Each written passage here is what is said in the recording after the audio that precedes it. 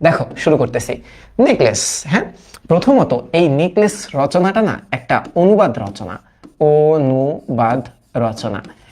আচ্ছা, অনুবাদ রচনা হওয়ার পরেও এটা একটা কি বলে একটা নীতি শিক্ষা দেয় আমাদের জীবনে। হ্যাঁ, মানে এটা তোমরা বলতে পারো যে একটা নীতি শিক্ষামূলক রচনা, নীতি শিক্ষা শিক্ষা মূলক মূলক রচনা। আচ্ছা, একটু তো কন্টেন্টে আলাদা থাকবেই, তাই না, পড়ানোর সময়। দেখো, নীতি শিক্ষামূলক রচনা কি শিক্ষা দেয় আসলে? উচ্চাভিলাষিতার কারণে, ধরো উচ্চাভিলাষিতা বলতে পারো, বা বিলাসী জীবনের কারণে জীবনের শেষে একটা করুণ পরিণতি আমরা দেখবো এই জায়গায়। হ্যাঁ, সো উচ্চাভিলাষী কি হওয়া যাবে না? উচ্চাভিলাষী হওয়া যাবে, তবে তোমার বর্তমান সিচুয়েশন বুঝে উচ্চাভিলাষী হতে হবে, ঠিক আছে? তার মানে এই রচনাটা অনেকটা আমরা পাবো যে অপরিণামদর্শিতার কারণে, হ্যাঁ, ধরো আমি এভাবে লিখে দিই যে অপরিণামদর্শিতার কারণে, জীবনের করুণ পরিণতি, জীবনের কেমন পরিণতি? করুণ পরিণতি। আচ্ছা, করুণ পরিণতি। আচ্ছা, ভালো কথা। এইবার তোমরা একটু খেয়াল করো, হ্যাঁ, একটু খেয়াল করো। এখন এই যে রচনাটা, এই রচনাটা কিন্তু বাংলা ভাষায় রচিত কোনো রচনা না, এটা কিন্তু ফরাসি ভাষায় রচিত একটা রচনা। ফরাসি ভাষায়, হ্যাঁ, ফরাসি ভাষায় রচিত। আচ্ছা, এখন তোমরা একটু বলতেই পারো যে ফরাসি আসলে আর ফার্সি এই দুইটার ভিতরে কি পার্থক্য আছে? 100% পার্থক্য আছে। ফরাসি কথাটার অর্থ হচ্ছে ফ্রেঞ্চ, কি ফ্রেঞ্চ, অর্থাৎ ফ্রান্সের। এই রচনাটা ফ্রান্সের রচনা। এখন একটু দেখো, মূল যিনি রাইটার, অ্যাকচুয়াল রাইটার, হ্যাঁ, এই যে অ্যাকচুয়াল যিনি, অ্যাকচুয়াল লেখক, হ্যাঁ, তার নাম কি? তার নাম হচ্ছে গি দা মোপাসা। এখন একটু মনে রেখো, এটার ইংলিশ বানানো তোমাদের লাগবে। কি বানান? ইংলিশ বানান, হ্যাঁ, ইংলিশ বানান। এইটাও তোমাদের জানতে হবে, একটু পরেই বুঝতে পারবা কেন জানতে হবে। এবং এটা যে অনুবাদ করেন তিনিও বাংলা সাহিত্যের বিখ্যাত একজন মানুষ। তার নাম হচ্ছে পূর্ণেন্দু দস্তিদার, এবং মুক্তিযুদ্ধে অংশগ্রহণ করার টাইমে সে মৃত্যুবরণ করে। এবার একটু দেখি, হ্যাঁ,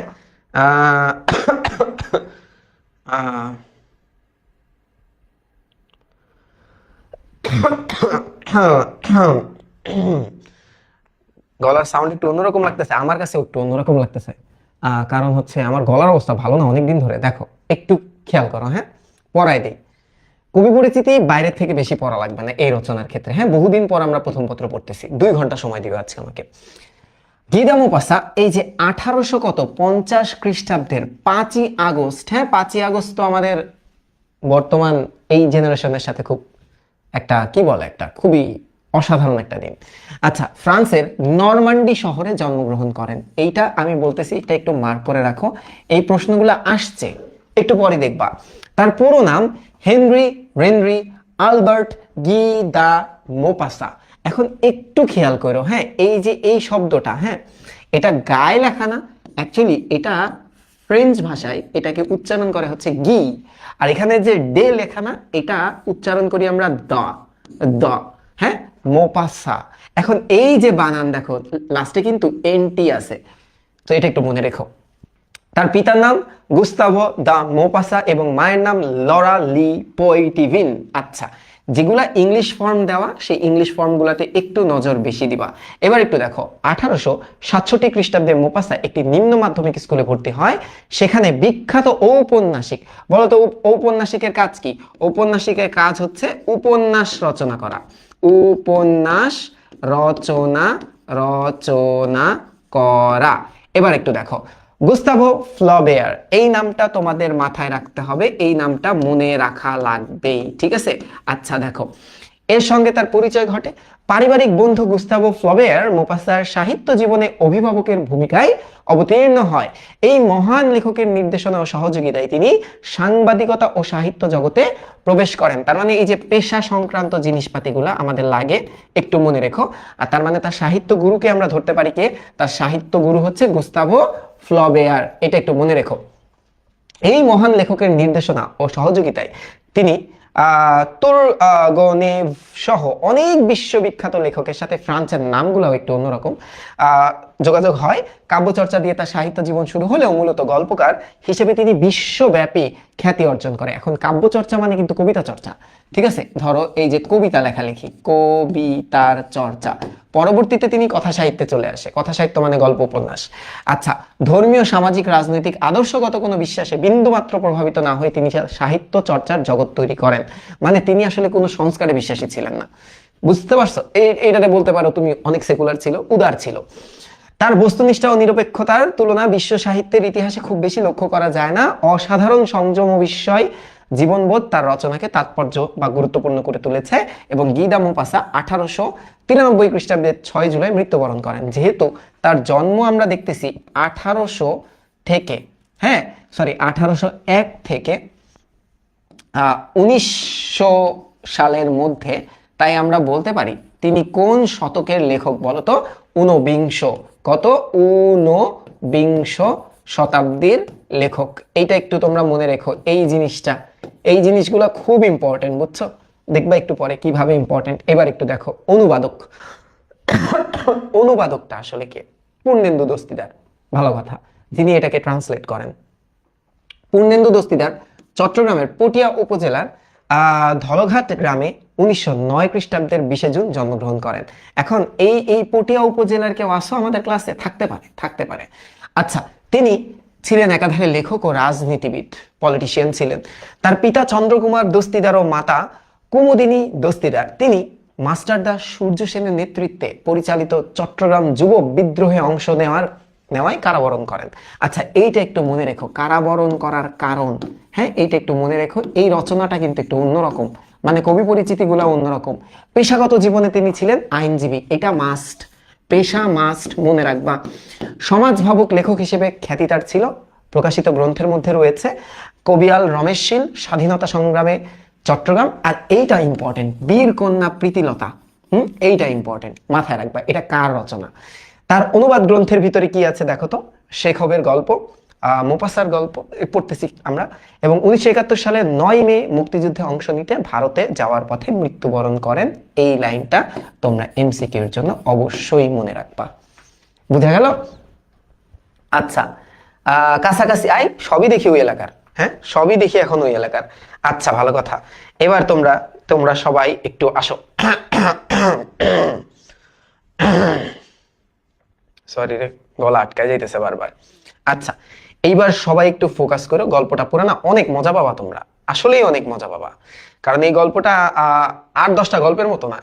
এই গল্পটা আসলে একটু ফানি, একটু করুন, খুবই আকর্ষণীয়, এন্ডিংটা খুবই অ্যাট্রাকটিভ, ঠিক আছে? আচ্ছা, ওকে, ফাইন। আসো সবাই সবাই সবাই সবাই আসো।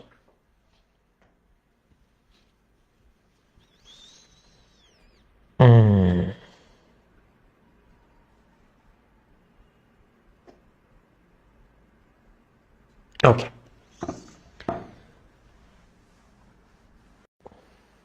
শুরু করলাম। হ্যাঁ, ধরো গল্পটার 3টা ক্যারেক্টার আমাদের মনে রাখতে হবে। দেখো 3টা ক্যারেক্টার। হ্যাঁ, প্রথম ক্যারেক্টার দেখো, একটা ক্যারেক্টার হচ্ছে, ক্যারেক্টারের নাম হচ্ছে মাতিলদা। মনে রাখতে পারবা? মাতিলদা একটা ক্যারেক্টার, বলতে পারো এই গল্পের নায়িকা। ওকে, এই গল্পের নায়িকা, ফাইন। এবার একটু খেয়াল করো, মুখ্য ক্যারেক্টার মানে লিড রোলে যারা আছে। হ্যাঁ, আচ্ছা, তাহলে নায়ক লাগবে না? নায়ক হচ্ছে লুইসেল, মনে থাকবে নামটা, লুইসেল। আচ্ছা, তোমরা বলবা ভাই এগুলা কেমন নাম? আসলে এগুলা তো আসলে ফ্রেঞ্চ। হ্যাঁ, এগুলো তো আমাদের মতো হবে না। কি ব্যাপার? লুইসেল, এক মিনিট। হ্যাঁ, লুইসেল। ওকে, এই 2টা ক্যারেক্টার হচ্ছে স্বামী স্ত্রী, এটা মনে থাকবে, নায়ক নায়িকা।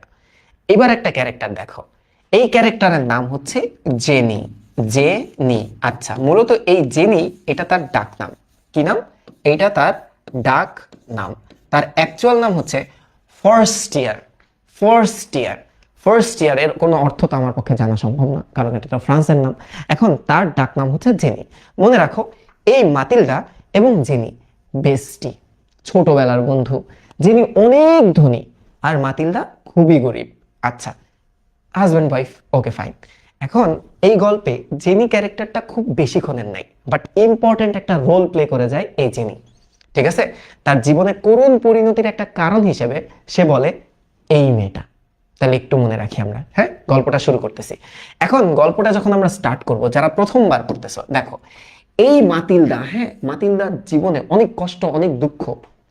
সে উচ্চাভিলাষী, মানে তার সবসময় মনের মধ্যে এটা আসে যে আমার এটা নাই, কেন কেন নাই আমার এটা, হ্যাঁ এরকম। দেখো একটু খেয়াল করো, গল্পটা যখন শুরু হয় বলতেছে মাতিলদা সম্পর্কে বলা দিয়ে গল্পটা শুরু হচ্ছে। মাতিলদা, ওকে, বলতেছে সে ছিল চমৎকার এক সুন্দরী তরুণী, ভেরি বিউটিফুল। ওকে, নিয়তি, নিয়তি কথাটার অর্থ আমরা সবাই জানি যে ভাগ্য, আর হুমায়ুন আহমেদের নিয়তি তো তোমরা পড়ছোই। আচ্ছা, নিয়তির ভুলেই যেন এক কেরানির পরিবারে তার জন্ম হয়েছে। এখন আমরা কেরানি এই শব্দটা কিন্তু ইয়েতেও পাইছিলাম, অপরিচিতাতেও পাইছিলাম। কেরানি শব্দটার অর্থ কি? কেরানি শব্দটার অর্থ হচ্ছে হিসাব রক্ষক, হিসাব রক্ষক, অথবা তোমরা এটাকে বলতে পারো যে অ্যাকাউন্টেন্ট। এর পরিবারে তার জন্ম, তার মানে গরিব। তার ছিল না কোনো আনন্দ, কোনো আশা, হ্যাঁ পরিচিত হবার, প্রশংসা পাওয়ার, প্রেমলাভ করার এবং কোনো ধনী অথবা বিশিষ্ট লোকের সাথে বিবাহিত হওয়ার কোনো উপায় তার ছিল না। কথাটার অর্থ হচ্ছে এক্সট্রা অ্যাটেনশন, হ্যাঁ এক্সট্রা অ্যাটেনশন, অ্যাটেনশন, এই এক্সট্রা অ্যাটেনশন পাওয়ার কোনো চান্সই তার ছিল না। এবং এখানে কি বলছে বলতো, ধনী লোকের সাথে বিবাহ হওয়ারও কোনো কারণ তার ছিল না। এটার কারণ কি? এইটার কারণ হচ্ছে তার সার্কেল, তার সার্কেল। এখন ধরো তোমার সার্কেল বা তুমি যতটুকু থাকো তোমার আয়ত্তের ভিতরে কেউ ধনী যদি না থাকে, তাহলে তুমি ধনীদের সাথে মিশবা কিভাবে? সো এটার চান্সই নাই। তাই শিক্ষা পরিষদ আপিসের, আপিস কথাটার অর্থ হচ্ছে অফিস, ওকে, অফিসের সামান্য এক কেরানির সঙ্গে বিবাহ সে স্বীকার করে নিয়েছিল। স্বীকার করে নেওয়া মানে মেনে নেওয়া। এখন মাতিলদা সম্পর্কে তোমাকে আরেকটু বলি। এই যে মাতিলদা ক্যারেক্টারটা না, এই মাতিলদা ক্যারেক্টারটা আসলে কেমন? মাতিলদা হচ্ছে, সে মনে করে সে অনেক সুন্দরী। সে মনে করে এই পৃথিবীতে যত আয়েশি জিনিসপাতি আছে, লাক্সারিয়াস জিনিসপাতি আছে, সবকিছু সে ডিজার্ভ করে। বাট তার কিছুই নাই। কেন নাই? সে গরিব, গরিব ঘরে তার জন্ম, গরিব স্বামী পাইছে সে একটা, যে তার আশা পূরণ করার ক্ষমতা বা সক্ষমতায় রাখে না। এই কারণে অলওয়েজ এই মেয়েটা কি থাকে বলতো? এই মেয়েটা অলওয়েজ ডিপ্রেসড থাকে, অলওয়েজ কি থাকে? ডিপ্রেসড থাকে। বোঝা গেছে? বলো তোমরা কি বুঝতে পারছো? সবাই ইজি, কিন্তু খুবই ইজি, হ্যাঁ গল্পটা আসবে, একটু মজা আসবে। এবার একটু দেখো কি বলতেছে। নিজেকে সজ্জিত করার অক্ষমতার জন্য সে সাধারণভাবেই থাকতো। এটার মানেও তোমরা বুঝতে পারছো যে অ্যাকচুয়ালি তার অ্যাবিলিটি নাই, নিজেকে সাজানোর অ্যাবিলিটি তার ছিল না। এই কারণে সে সাধারণভাবেই থাকবে, স্বাভাবিক। এখন দেখো, কিন্তু তার শ্রেণীর অন্যতম হিসেবে সে ছিল অসুখী। তার শ্রেণীর মানে কি বলতো? তার গোত্রের, তার গোত্র, গোত্র মানে তার চারপাশটা। ধরো একটা মানুষ তো গরিব হইতেই পারে, তো সব গরিব কি অসুখী হয় নাকি? তারাও তো তাদের মতো করে জীবনটাকে হ্যাপিনেস আনে তাদের জীবনে। কিন্তু এই মেয়ে অলওয়েজ অসুখী ছিল, অলওয়েজ অসুখী ছিল। ঠিক আছে, এবং এই লাইনটা তোমরা একটু দাগাও, তোমরা দাগাবা এই লাইনটা অনুধাবনের জন্য, অনুধাবন, হ্যাঁ কারণ তার উচ্চাভিলাষী বা উচ্চাকাঙ্ক্ষার কারণে। আচ্ছা দেখো, তাদের কোনো জাতি বর্ণ নাই, কারণ জন্মের পরেই পরিবার থেকে তারা শ্রী, সৌন্দর্য, মাধুর্য সম্পর্কে সজাগ হয়ে ওঠে। সহজাত চাতুর্য, চাতুর্য মানে কি বলতো? চালাক। আচ্ছা, প্রকৃতিগত সুরুচি আর বুদ্ধির নমনীয়তাই হলো তাদের আভিজাত্য, যার ফলে অনেক সাধারণ পরিবারের মেয়েকেও বিশিষ্ট মহিলার সমকক্ষ করে তোলে।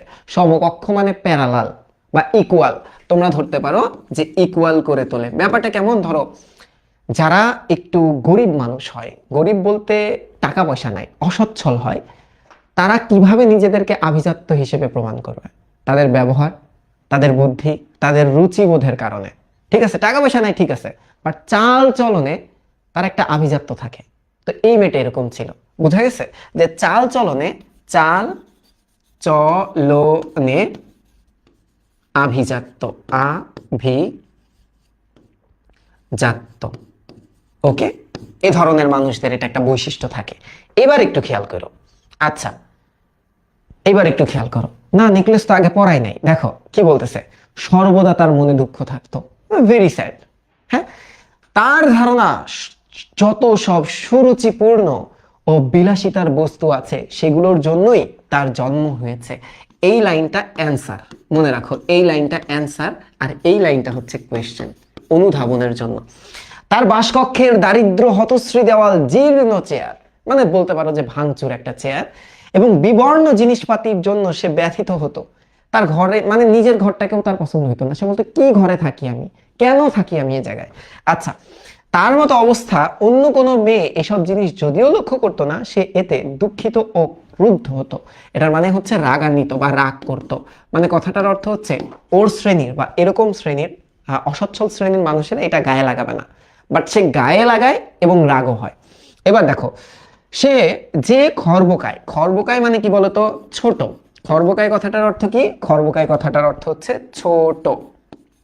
ব্রেটন, ব্রেটন একটা জাতের নাম, ওকে, যারা এটা বানাইছে জাতি। এই সাধারণ ঘরটি তৈরি করেছিল, তাকে দেখলেই তার মনে বেদনা ভরা দুঃখ আর বেপরোয়া সব স্বপ্ন জেগে উঠতো। এখন তোমরা বললো ভাই বেপরোয়া স্বপ্ন কি, দুষ্টু স্বপ্ন জেগে উঠতো? না, এটা আসলে তাকে মারার স্বপ্ন জেগে আসতো। হ্যাঁ, মারার মানে ওরে মাইয়েই ফেলতো, যে তুই কি বাড়ি বানাইছো, সেটা এই বাড়ির মধ্যে তো আমি মাথাই রাখতে পারি না, ওরা শরীরটা রাখবো কেমনে। এবার দেখো, সে ভাবতো তার থাকবে প্রাচ্য শোভিত, প্রাচ্য চিত্র শোভিত, এটাকে ওই যে আমরা বলি না এন্টিক, এটাকে কি বলি, ওই যে এন্টিক বানান কি, এন্টিক বানান কি, এন্টিক, তাই না, NTQUE এরকমই হওয়ার কথা, তাই না। এন্টিক সব চিত্র তার বাসায় থাকবে আশেপাশে।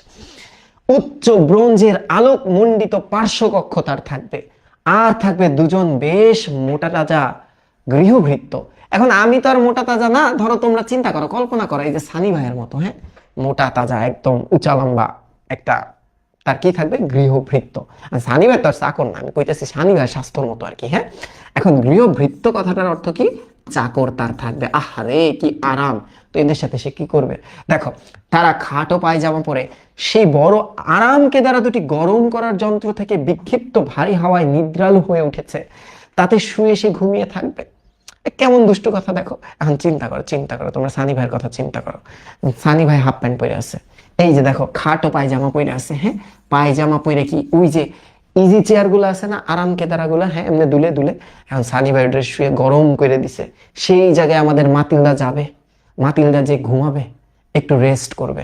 দেখো সে কামনা করে একটি বৈঠকখানা, সে কামনা করে, তার ইচ্ছা হয় যে তার একটা বৈঠকখানা থাকবে, পুরনো রেশমি পর্দা সেখানে ঝুলবে, আহারে থাকবে তাতে বিভিন্ন চমৎকার আসবাব, যার উপর শোভা পাবে অমূল্য সব প্রাচীন কৌতূহল উদ্দীপক সামগ্রী। মানে যত এই পৃথিবীর দামি দামি বস্তু আছে, হ্যাঁ, যত কস্টলি জিনিসপাতি আছে, সব কিছু তার গৃহে থাকবে। সেসব পরিচিত, মানে যেসব পরিচিত দেখো, এবং আকাঙ্ক্ষিত, কি দুষ্টু পুরুষ সব মেয়েদের কাম্য, আহারে হ্যান্ডসাম হাঙ্ক, যেসব মেয়েরা স্বপ্ন দেখে, সেসব অন্তরঙ্গ, অন্তরঙ্গ মানে কি, অন্তরঙ্গ মানে ক্লোজ বন্ধুদের সঙ্গে সে বিকেল 5টায় গল্প গুজব করার জন্য ছোট সুরভিত একটি কক্ষ সেখানে থাকবে। আহারে কি শখ, কি দুষ্টু। এবার একটু দেখো, হ্যাঁ, এবার একটু দেখো, তার মানে এখান থেকে আমরা যেটা পেলাম, এই যে আমাদের যে মাতিলদা ক্যারেক্টারটা আছে, এই মাতিলদার এটা কি বলবো আসলে, এটা বলার কিছু নাই। ওয়াইল্ড যত স্বপ্ন আছে, হ্যাঁ, মাতিলদার যত বাসনা, এই প্যারাটা থেকে আমরা পাই। হ্যাঁ, বাসনা, বাসনার মধ্যে আমরা দেখলাম তার ঘরে এন্টিক পিস থাকবে, তার ঘরে পেইন্ট থাকবে, হ্যাঁ, যেগুলো অনেক দামি, তার দুইটা মোটা সোটা আমাদের সানি ভাইয়ের মতো কিউট তোমার লোকজন থাকবে তার হেল্পার হিসেবে। তারপরে ধরো যত হ্যান্ডসাম হাঙ্ক আছে তার সাথে সে বিকেল 5টায় সময় কাটাবে, এবং তাদের জন্য আলাদা একটা গৃহ থাকবে। আরে দেখো 3 দিন ধরে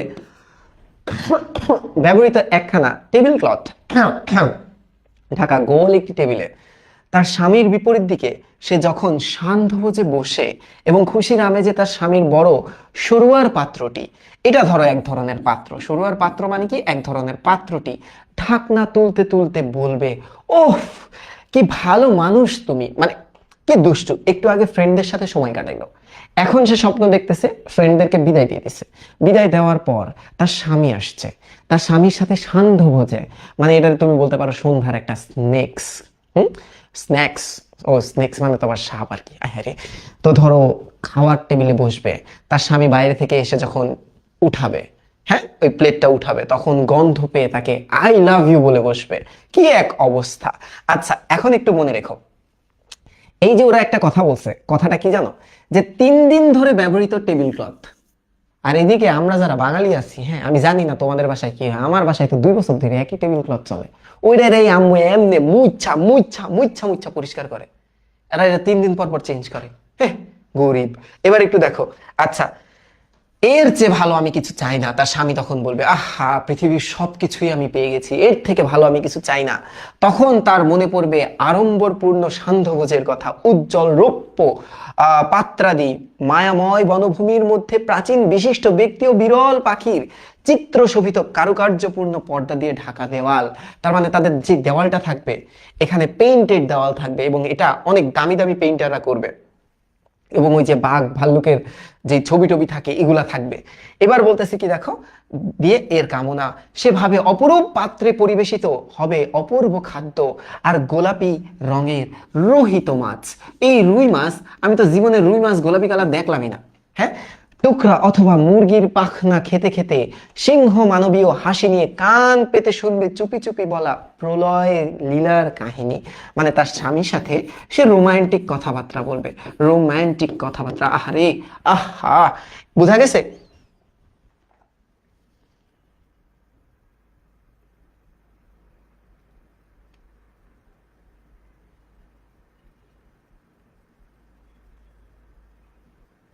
ওকে, ঠিক আছে। এবার একটু দেখো, তার মানে তার সব আজাইরা কিছু শখ আমরা দেখলাম, ভালো কথা, কিন্তু সে কিন্তু গরিব গরিব গরিব। দেখো আমি তো গরিব, এই মাতিলদা ধরো আমার থেকে একটু কম গরিব, ঠিক আছে, কিন্তু তার মানে ইচ্ছার কোনো শেষ নাই। এবার কি বলতেছে দেখো, বলতেছে কি যে আহ তার কাছে ফ্রক বা জড়োয়া গহনা নাই। জড়োয়া গহনা বলতে ওই যে যেগুলো আসলে একটু ভারী হয় না, একটু ওয়েট আলা গহনা। আর ফ্রক বলতে তোমরা ধরতে পারো ড্রেস, তার কাছে কোনো ড্রেস নাই। এখন বলতে পারো সে কি কিছু না পইরা থাকে নাকি? আরে পইরা থাকে, তার বাইরে যাওয়ার ঘোরাফেরা করার ভালো কোনো ড্রেস নাই। নেই বলতে কিচ্ছু নেই, অথচ ওই সব বস্তুই তার প্রিয়। তার ধারণা ওইসবের জন্যই তার সৃষ্টি। সে আসলে আয়নার সামনে দাঁড়ায় মনে করে আই এম ঐশ্বরিয়া রায় বচ্চন, ঠিক আছে, আমি ক্যাটরিনা কাপুর, এরকম ফিল করে সে। এবার দেখো, সুখী করার, কাম্য হওয়ার, চালাক ও প্রণয় যাচিকা হওয়ার কতই না তার ইচ্ছা। প্রণয় যাচিকা মানে একটা প্রেমিকা হওয়ার তার অনেক ইচ্ছা, বাট অ্যাকচুয়ালি তার কাছে কিছু নাই। আচ্ছা, তার কনভেন্টের সহপাঠী, কনভেন্ট বলতে আমি বুঝাবো কিভাবে, এটা হচ্ছে খ্রিস্টান মিশনারি স্কুল। হ্যাঁ খ্রিস্টান কি, এটা হচ্ছে খ্রিস্টান মিশনারি স্কুল। মিশনারি, এই যে মিশনারি আছে কিন্তু মিশো পুরুষ নাই কেন? আচ্ছা মিশনারি স্কুল, এটা অনেকটা তোমরা ওই যে গ্রামের মক্তবে লেখাপড়া শেখে না মুসলিম ধর্মের পোলাপাইনগুলা, আর এটা ওদের ধর্মের। আচ্ছা, এক ধনী বান্ধবী তার ছিল, হয়তোবা এটাই সেই জেনি। হ্যাঁ, এই যে জেনি তার বেস্টি, best friend for ever, BFF. এবার একটু দেখো, তার সঙ্গে দেখা করতে তার ভালো লাগতো না, জেলাস, খুবই জেলাস। কারণ দেখা করে ফিরে এসে তার খুব কষ্ট লাগতো, বিরক্তি, দুঃখ, হতাশা, নৈরাশ্যে সমস্ত দিন সে কাঁদতো যে আমার কেন না, ওর কেন এত কিছু আছে, সবাই কেন ওকে পছন্দ করে, আমাকে কেন করে না। আচ্ছা এবার একটু দেখো,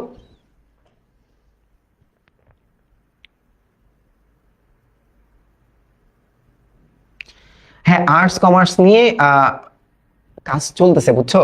আমরা একজনের সাথে কথা বলছি, নির্বাচনটা আসার পর আমরা আরেকটা মিটিং এ করবো, এটা কাজ চলতেছে, দেখা যাক কি হয়। ভাই আমাদেরকে বলছে তার প্যানেল ট্যানেল দিয়ে যে হয়তোবা 26 ব্যাচের জন্য একটা রিভিশন কিছু আনা যায় কিনা, এগুলো ভাবতেছে।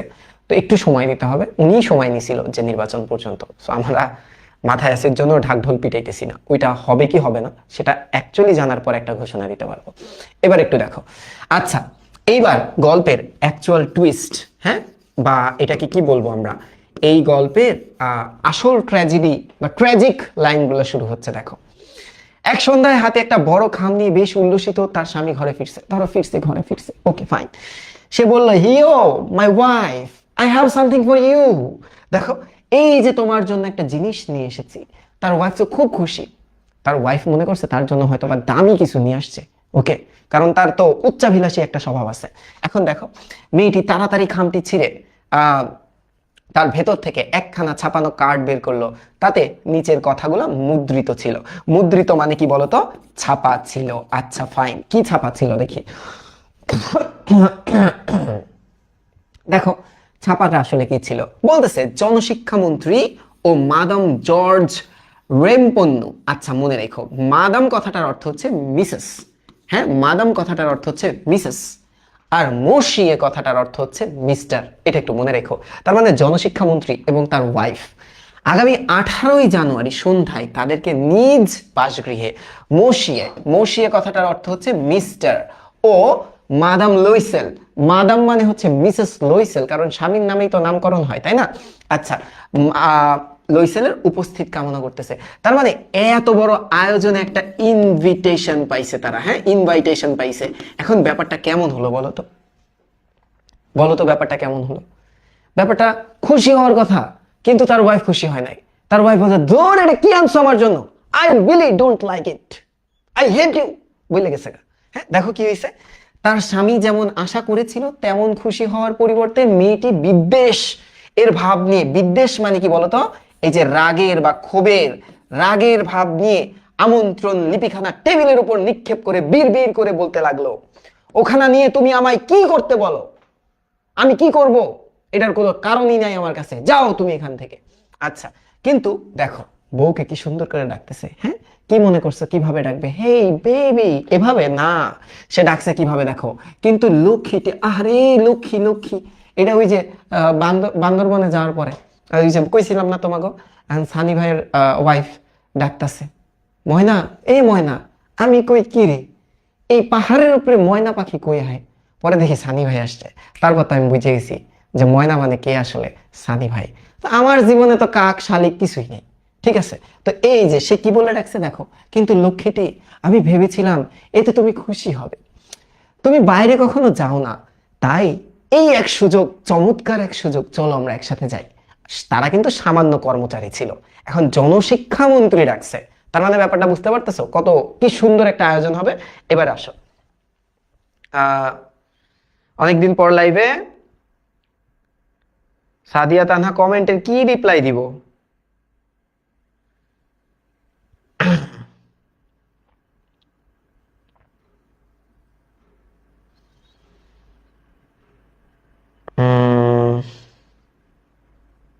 ওকে ঠিক আছে, এবার একটু খেয়াল করো। আচ্ছা তার মানে এটা সে বললো, হ্যাঁ এবার কি বলতেছে দেখো, এবার বলতেছে কই গেল, হ্যাঁ আসো, এটা জোগাড় করতে আমাকে অনেক কষ্ট করতে হয়েছে। এখন কষ্ট করার কারণটা কি জানো? কারণ হচ্ছে সে বা তারা, হ্যাঁ তারা ছিল নিম্ন শ্রেণীর কর্মকর্তা বা কর্মচারী, আসলে তারা ছিল নিম্ন নিম্ন নিম্ন পদের কর্মী। তো নিম্ন পদের কর্মীর জন্য কিন্তু এটা আসলে টাফ। তারা অনেক সময় এরকম করি না যে ধরো সবাই খেলা দেখতে গেছে, তো আমার পক্ষে ধরো খেলা দেখার অ্যাবিলিটি নাই, টাকা নাই, টিকিট নাই, তো আমি অনেক সময় বড় মানুষদেরকে বলে রাখি যদি আপনি এক্সট্রা টিকিট পান আমাকে দান খয়রাত করতে পারেন। ব্যাপারটা হচ্ছে অনেকটা এরকম, সবাই একখানা চায় কিন্তু খুব বেছে বেছে দেওয়া হচ্ছে, কর্মচারীদের বেশি দেওয়া হয়নি। সেখানে তুমি গোটা সরকারি মহলকে দেখতে পাবা। তার মানে তার স্বামীর যে ইচ্ছাটা ছিল এটা কিন্তু মহৎ একটা ইচ্ছা ছিল। এবার একটু দেখো, বিরক্তির দৃষ্টিতে তার দিকে তাকিয়ে মেয়েটি অধীর ভাবে বলে উঠলো, ওই ঘটনার মতো একটা ব্যাপার কি পরে আমি যাব তুমি মনে করো, হ্যাঁ যে ওরকম ঘটনা, ওরকম এত বিশাল আয়োজনের মধ্যে আমি কি পরে যাব বলে মনে করে? এই পরে কথাটার অর্থ কি জানো? এটার অর্থ হচ্ছে আমি কি পরিধান করব, হ্যাঁ আমার জামাটা কি হবে বলো তুমি। এবার দেখো তারা তো সাধারণ, তার স্বামীটাও খুব সাধারণ এবং খুবই সুইট। সে কি বলতেছে দেখো, ওই সম্পর্কে কিছু ভাবেনি, তাই সে বিব্রত ভাবে বলল, কেন আমরা থিয়েটারে, এখন থিয়েটার মানে কি ধরো ওরা নাটক বা সিনেমা দেখার জন্য যে মুক্ত মঞ্চগুলোতে হয়তো বা উইকেন্ডে ঘুরতে যেত, তো বলতেছে সময় তুমি যে পোশাকটা পরো সেটা পরবে, ওটা আমার কাছে তো খুব সুন্দর লাগে। দেখো স্বামী সাধারণ ভাবে বলতেছে। তার স্ত্রীকে ফুপিয়ে ফুপিয়ে কাঁদতে দেখে সে আতঙ্কে নির্বাক ও হতবুদ্ধি হয়ে গেল। মানে হঠাৎ করে স্ত্রী কাইন্দা বইছে, আমি হঠাৎ করে একটা মাইয়া যদি কাইন্দা বই আমি কি করুম তখন? এবার কইতেছে দেখো, তার চোখের পাশ থেকে বড় বড় দুফোঁটা অশ্রু তার গালের উপর গড়িয়ে পড়লো। সে থতমত হয়ে বলল, আয় হায়, কি হলো, কি হলো তোমার, কাঁদছো কেন? দেখো এখানে কিন্তু একটা মোমেন্ট শুরু হয়ে গেছে। হ্যাঁ,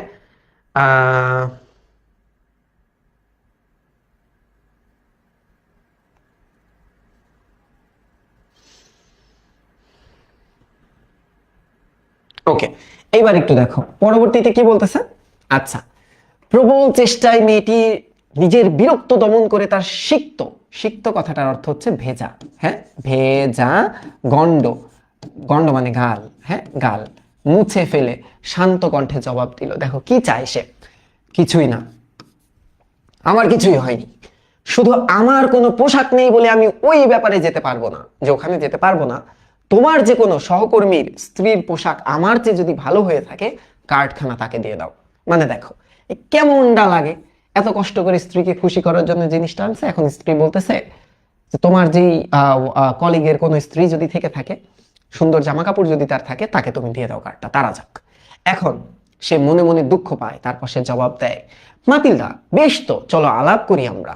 এমন কোনো পোশাক অন্য কোনো উপলক্ষেও যা দিয়ে কাজ চলবে, অথচ বেশ সাদাসিধা, তার দাম কত হতে পারে? দেখো ওরা খুব সিম্পল ছিল না, তাদের সিম্পলিসিটিটা আসলে দেখো, সিটিটা কেমন, তাদের সিম্পলিসিটিটা এরকম যে বলতে চাইতেছে যে দেখো মাতিলদা, এখন হয়তোবা আমার অত টাকা নেই, কিন্তু আমি এমন একটা ড্রেস তোমাকে দিতে চাই, তুমি একটা দাম বলো, যে ড্রেসটা দিয়ে শুধু এইখানে না, আরো অন্য কোনো ভালো জায়গায় আমরা পরবর্তীতে যেতে পারবো। এখন কয়েক সেকেন্ড মেয়েটি চিন্তা করে দেখে, এমন একটি সংখ্যার বিষয় স্থির করে বলল, যার চেয়ে বেশি চেয়ে বসলে হিসাবি কেরানির কাছ থেকে সঙ্গে সঙ্গে একটা আতঙ্কিত প্রত্যাখ্যান যেন না আসে। দেখো মেয়েটা কিন্তু এই জায়গায় একটু চালাকি করে। হ্যাঁ, কেমন চালাকি দেখো তো, চালাকিটা এরকম যে এমন একটা দাম বলবে, তার স্বামীর হয়তো বা ওই অ্যাবিলিটিটা আছে সেটা দেওয়ার, সেটা দামই হবে, না বলতে পারবে না। ঠিক আছে, দেখো সে বলতে শেষ পর্যন্ত ইতস্তত করে মেয়েটি বলল, কি বলল, আমি ঠিক বলতে পারছি না, তবে আমার মনে হচ্ছে এটা 400 ফ্রাঁ হবে। ফ্রাঁ, একটু দেখো 2002 সাল পর্যন্ত আমার জানা মতে, 2002, হ্যাঁ 2002 সাল পর্যন্ত ফ্রান্সের যে মুদ্রাটা ছিল সেটার নাম ছিল হচ্ছে ফ্রাঁ। হ্যাঁ ফ্রাঁ, ফ্রাঁ বলতে তুমি বর্তমানে এটারে 120 থেকে 140 টাকার মধ্যে হবে এমন। হ্যাঁ, কিন্তু এখন তো ওই দেশে ইউরো চলে, তাই না? কারণ ইউরোপে বা ইউরোজোনের মধ্যে পড়ছে হচ্ছে ফ্রান্স। তার মানে তুমি এটা ভাবতে পারতেছো 400 ফ্রাঁ মানে কত টাকা, কত, প্রায় 40,000 টাকা। আচ্ছা ফাইন, ধরো ওইখানে মুদ্রার মানটা এরকমই, 40,000 টাকার ড্রেস চায় বসছে। এখন তার হাজবেন্ড কি মানা করবে? দেখো কি বলে, তখন শুনে তার মুখ ম্লান হয়ে গেল, মানে কি ফ্যাকাশে। আচ্ছা, কারণ তার যেসব বন্ধু গত রবিবারে কোথায় গেছে, এইটা একটা প্লেস দেখো, নানতিয়ারের সমভূমিতে কি ধরতে গেছে, ভরত পাখি। এটা একটু মনে রেখো, একটা প্লেস আছে এবং একটা পাখির নাম আছে। হ্যাঁ, শিকারে গিয়েছিল আগামী গ্রীষ্মে, এই যে একটা গ্রীষ্মকাল আছে, হ্যাঁ কি আছে, এই যে একটা ঋতু আছে, এটা একটু মনে রেখো। আচ্ছা, তাদের সঙ্গে যোগ দেওয়ার ইচ্ছায় সে একটা বন্দুক কেনার জন্য ঠিক ততটা অর্থই সঞ্চয় করেছিল। তা সত্ত্বেও সে জবাব দিল, বেশ তো, আমি তোমায় 400 ফ্রাঁ দেব, বেশ সুন্দর একটি পোশাক কিনে নিও। এখন এখানে আমরা দেখতেছি যে সে একজন পারফেক্ট হাজব্যান্ড। হ্যাঁ, কেমনে পারফেক্ট হাজব্যান্ড, কেমনে দেখো, সে তার ইচ্ছাটাকে জলাঞ্জলি দিয়ে দিল।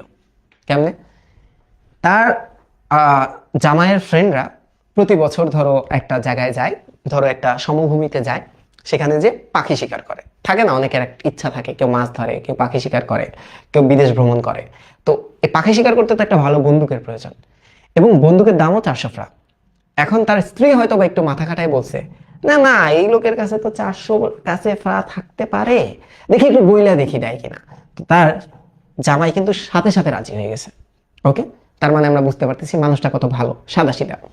এখন বলতেছে, বেশ ঠিক আছে, আমি তোমাকে দিলাম, তুমি একটা সুন্দর পোশাক কিনে নিও। এখন কি হয়েছে বলো তো, এখন তো মাতিল্লা খুব খুশি হয়ে গেছে, তাই না? দেখো বল নাচের দিন, বল নাচ মানে যে অনুষ্ঠানে আয়োজন হয়েছে, বল নাচ হবে, একটা নাচ, এটা নাচের একটা টাইপ।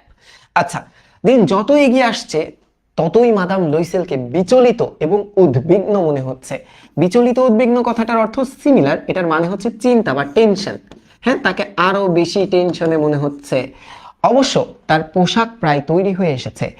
একদিন সন্ধ্যায় তার স্বামী তাকে বলল, তোমার কি হয়েছে? গত 2-3 দিন ধরে তোমার কোনো কাজকর্ম কেমন অদ্ভুত লাগতেছে, এমন কেন ফিল হচ্ছে? শুনে মেয়েটি জবাব দেয়, আমার কোনো মণিমুক্তা, একটি দামি পাথর কিছুই আমার নাই, মানে কোনো অর্নামেন্ট নাই তার, কোনো জুয়েলারি নাই তার। হ্যাঁ, আচ্ছা, আমি নিজেকে সাজাতে পারি, আমায় দেখলে কেমন গরিব গরিব মনে হবে, তাই এই অনুষ্ঠানে আমার না যাওয়াই ভালো। এইবার একটু চিন্তা ভাবনা করে তোমরা বলো যে ধরো, হ্যাঁ, একটু চিন্তা ভাবনা করে বলো তো, একটা জামাই তার নিজের ইচ্ছার, মানে একটা স্বপ্ন সে বুনতেছিল মনে মনে যে বন্ধুদের সাথে বন্দুক কিনবে, এই টাকাটা দিয়ে দিছে। দিয়ে দেওয়ার পর এখন কইতেছে আমি যাবো না। কেমনটা লাগে? মনটা চায় কিছু না বলতে, চুপ করে থাকতে মন চায়। তার স্বামীর এরকম মন চাইছে, কারণ স্বামী তো সাদাসিধা। এবার একটু দেখো, শুনে মেয়েটি জবাব দেয়, আচ্ছা, স্বামী বলল, তুমি একটা কাজ করো, আচ্ছা, কিছু আসল ফুল দিয়ে তুমি সাজতে পারো এই ঋতুতে, তাতে বেশ সুরুচিপূর্ণ দেখাবে, তোমাকে খুব ক্লাসি দেখাবে। ওকে, তোমাকে খুবই ক্লাসি লাগবে। 10 পা দিলে তুমি 2টি কি 3টি অত্যন্ত সুন্দর গোলাপ ফুল পাবে। দেখো, তার সিম্পলিসিটির আরেকটা পরিচয় পাওয়া গেল যে তুমি ফুল দিয়ে সাজো, এবং আমার কাছে তত টাকা নেই, 10 পার মতো খরচ হবে, প্রায় 1000 টাকার মতো খরচ হবে। মেয়েটি ওই কথায় আশ্বস্ত হলো না। সে জবাব দিল, না, এটা হতে পারে না। ধনী মেয়েদের মাঝখানে পোশাকে পরিচ্ছদে ওই রকম খেলো দেখানোর মতো আর অপমানজনক কিছু নাই। খেলো কথাটার অর্থ কি? খেলো কথাটার অর্থ হচ্ছে নিচু বা খারাপ আর কি বলতে পারো। তখন তার স্বামী চেঁচিয়ে উঠল। এখন তোমরা বলতেছি ইয়েস, এই মোমেন্টটারে অপেক্ষা করতেছি যে স্বামী এত এত সহ্য করছে, এইবার হয়তো বা বকা দিবে। দেখো, স্বামী চেঁচায় উঠছে হঠাৎ করে, আচ্ছা, কি বোকা দেখো তো আমি। এটা বোকা হইলো? এটা কোনো বোকা? বকা হইলো? দেখো, বলতেছে, আচ্ছা, কি বোকা দেখো তো আমরা। যাও, তোমার বান্ধবী আছে না, যার নাম মাদার ফ্রস্টিয়ার, এই ক্যারেক্টারটা তোমরা একটু মনে রাখো। ইনি কিন্তু খুব গুরুত্বপূর্ণ একটা ভূমিকা পালন করে, এবং এটাই তার বেস্টি জেনি। ওকে, ফ্রস্টিয়ারের সঙ্গে দেখা করে তাকে বলো তার জড়োয়া, জড়োয়া মানে ভারী, হ্যাঁ, খুবই ধরো ওয়েটফুল গহনা যেন তোমায় ধার দেয়। এইটুকু আদায় করার তো তার সঙ্গে তোমার পরিচয় যথেষ্ট। বলতেছে, অ্যাটলিস্ট ধার চাইলে তো তোমাকে দিবেই, ওরা তো অনেক ধনী, আর তোমার সাথে ক্লোজ সম্পর্ক। আচ্ছা, সে আনন্দ ধরে করে উঠলো, ইয়েস। তারপর সে বলল, সত্যিই তো, এটা আমি আগে কখনো তো আর ভাবিনি। দেখো, আমি তো আগে ভাবিনি, যাই, ওর কাছে যাই। আচ্ছা, পরদিন সে তার বান্ধবীর বাড়িতে গিয়ে তার দুঃখের কাহিনী তাকে বলল যে, I am just poor, my husband is also poor, আমার কাছে কিছুই নাই, জামাও নাই, ড্রেস নাই, জামা ড্রেস তো একই, মানে জুয়েলারি নাই। মাদাম ফ্রস্টিয়ার তার কাচের দরজা লাগানো গোপন কক্ষে গিয়ে, দেখো, কাচের দরজা মানে আয়নার ওই সাইডে একটা গেট আছে, রুম আছে, বাট দেখা যাচ্ছে না, একটি জড়োয়া গহনা বাক্স থেকে বের করে এনে তা খুলে বলল, ভাই, যা ইচ্ছা এখান থেকে নাও, তোমার যেটা লাগে তুমি সেটা নাও, সমস্যা নেই, তুমি যাও, ঘুরে আসো। সে প্রথমে দেখলো কয়েকটি কঙ্কন। কঙ্কন এটা একটা কাইন্ড অফ জুয়েলারি, এটা মেয়েরা ভালো জানে। তারপর একটি মুক্তার মালা, মণি মুক্তা খচিত চমৎকার কারুকার্য ভরা একটি সোনার ভিনিশার ক্রুশ, এটা আরেক ধরনের গহনা। এটা দেখতে অনেকটা এইরকম হবে, এই যে ক্রুশের মতো হবে, হ্যাঁ, এরকম গলায় এইভাবে থাকবে। আচ্ছা, এবার কি বলতেছে দেখো, তারপর বলতেছে, আয়নার সামনে গিয়ে সে জড়োয়া গহনাগুলো পরে পরে দেখে আর ইতস্তত করে। ইতস্তত মানে একটু লজ্জা লজ্জা ফিল হয় তার, হ্যাঁ, তোমরা বলতে পারো যে একটু নার্ভাস ফিল হয় আর কি, নার্ভাস ফিল হয়। কেন? কিন্তু ওগুলো নেওয়ার সিদ্ধান্তও নিতে পারে না, ছেড়ে যেতেও পারে না। তারপর জিজ্ঞেস করে, তোমার আর কিছু নাই? আরে বেটা, তুই গরিব, তোরে যেটি দেখাইছে ওগুলির মধ্যে তো একটা নে। আবার জিগায়, লজ্জা করে না তোর যে আর কিছু নাই? আরে কেন, আছে, তোমার যা পছন্দ তুমি তা বেছে নাও। দেখো, ওরা তো বড় লোক, ওরা তো ধনী। এবার দেখো, হঠাৎ সে কালো স্যাটিনের, এই স্যাটিন কথাটার অর্থ হচ্ছে রেশমি কাপড়, হ্যাঁ, রেশমি, রেশমি কাপড়। ওকে, দেখো, রেশমি কাপড়ের বাক্সে দেখলো অপরূপ এক হীরার হার। অদম্য কামনায় তার বুক দুরু দুরু করে, সেটা তুলে নিয়ে গিয়ে হাত তার কাঁপে। সে তার পোশাকের ওপর দিয়ে সেটা গলায় তুলে নেয় এবং সেগুলো দেখে আনন্দে বিহ্বল হয়ে পড়ে। বিহ্বল কথাটার অর্থ হচ্ছে আত্মহারা হয়ে পড়ে। আহ, পেয়ে গেছি, এটাই পরবো আমি, আহ হা হা হা হা। তারপর উদ্বেগ ভরা ইতস্তত ভাবে সে জিজ্ঞেস করলো, তুমি কি ওইখানা আমায় ধার দেবে? আমি শুধু এটাই নিব। কেন দেব না, নিশ্চয়ই দেব, ইউ আর মাই বেস্টি। এবার দেখো সবেগে তার বান্ধবীকে জড়ায় ধরছে, ইয়েস, হ্যাঁ, তাকে বুকে চেপে ধরে, তারপর তার সম্পদ নিয়ে চলে আসে। ওকে ফাইন, তার মানে এখন সে খুশি, মোটামুটি ওই অনুষ্ঠানে যাওয়ার জন্য সে রেডি। দেখো তারপর কি বলতেছে, বল নাচের দিন এসে গেল, মাদাম লুইসেলের জয় জয়কার। কেন? তার সৌন্দর্য ও ব্যক্তিত্বে। এটা একটু লিখে রাখো, তার সৌন্দর্য, কারণ সে তো অনেক সুন্দর ছিল, তাই না? তার সৌন্দর্য ও ব্যক্তিত্বে, ব্যক্তিত্বে, আচ্ছা, ব্যক্তিত্বে, আয় হায়, ব্যক্তিত্ব, ওকে। আচ্ছা, এবার একটু দেখো, সে ছিল সবচেয়ে সুন্দরী, সুরুচিময়, সুদর্শনা, আনন্দপূর্ণ এবং হাস্যময়ী। এইটা একটু তোমরা মনে রেখো, হ্যাঁ। সব পুরুষ তাকে লক্ষ্য করছিল। এই যে তার লাইফে সে তো কখনো অ্যাটেনশন পায় নাই, এবার সে অ্যাটেনশন পাইছে। দেখো তার নাম জিজ্ঞাসা করে, what is your name beautiful lady. এবার তার সাথে আলাপের আগ্রহ প্রকাশ করছিল। মন্ত্রিসভার সব সদস্য তার সাথে ওয়াল্টজ নৃত্য, ওয়াল্টজ নৃত্য মানে এই যে দুইরা এমন নাচ, ঠিক আছে। আচ্ছা, স্বয়ং শিক্ষামন্ত্রী তার দিকে দৃষ্টি দিচ্ছিলেন। দেখো তার অ্যাটেনশন কই গেছে গা। এবার দেখো আনন্দে মত্ত হয়ে, মত্ত মানে পাগল, হ্যাঁ, পাগল হয়ে আবেগ ও উৎসাহ নিয়ে সে নৃত্য করছিল। তার রূপের বিজয় গর্ভে, সাফল্যের গৌরবে সে আর কিছুই ভাবে না। এক আনন্দের মেঘের উপর দিয়ে যেন ভেসে আসছিল এই সব আহুতি, আহুতি মানে ওই যে মনের ভিতরকার যে কামনা আর কি, ও মুগ্ধতা এবং জাগ্রত সব কামনা। সে কোনো মেয়ের অন্তরে এই পরিপূর্ণ বিজয় কত মধুর। তার ফিলিংস ছিল অসাধারণ। এগুলো হচ্ছে তার ফিলিংস। এখন তোমরা বলতে পারো যে এর স্বামী কই? এখন স্বামী আসলে লজ্জা পাইতেছে ব্যাপারগুলো দেখা, স্বাভাবিক। ভোর 4টার দিকে সে বাড়ি ফিরে গেল। অন্য সেই 3জন ভদ্রলোকের স্ত্রী খুব বেশি ফুর্তিতে যারা মত্ত ছিল, তাদের সঙ্গে তার স্বামী ছোট একটি বিশ্রাম কক্ষে মধ্যরাত্রি পর্যন্ত আধ ঘুমে বসেছিল।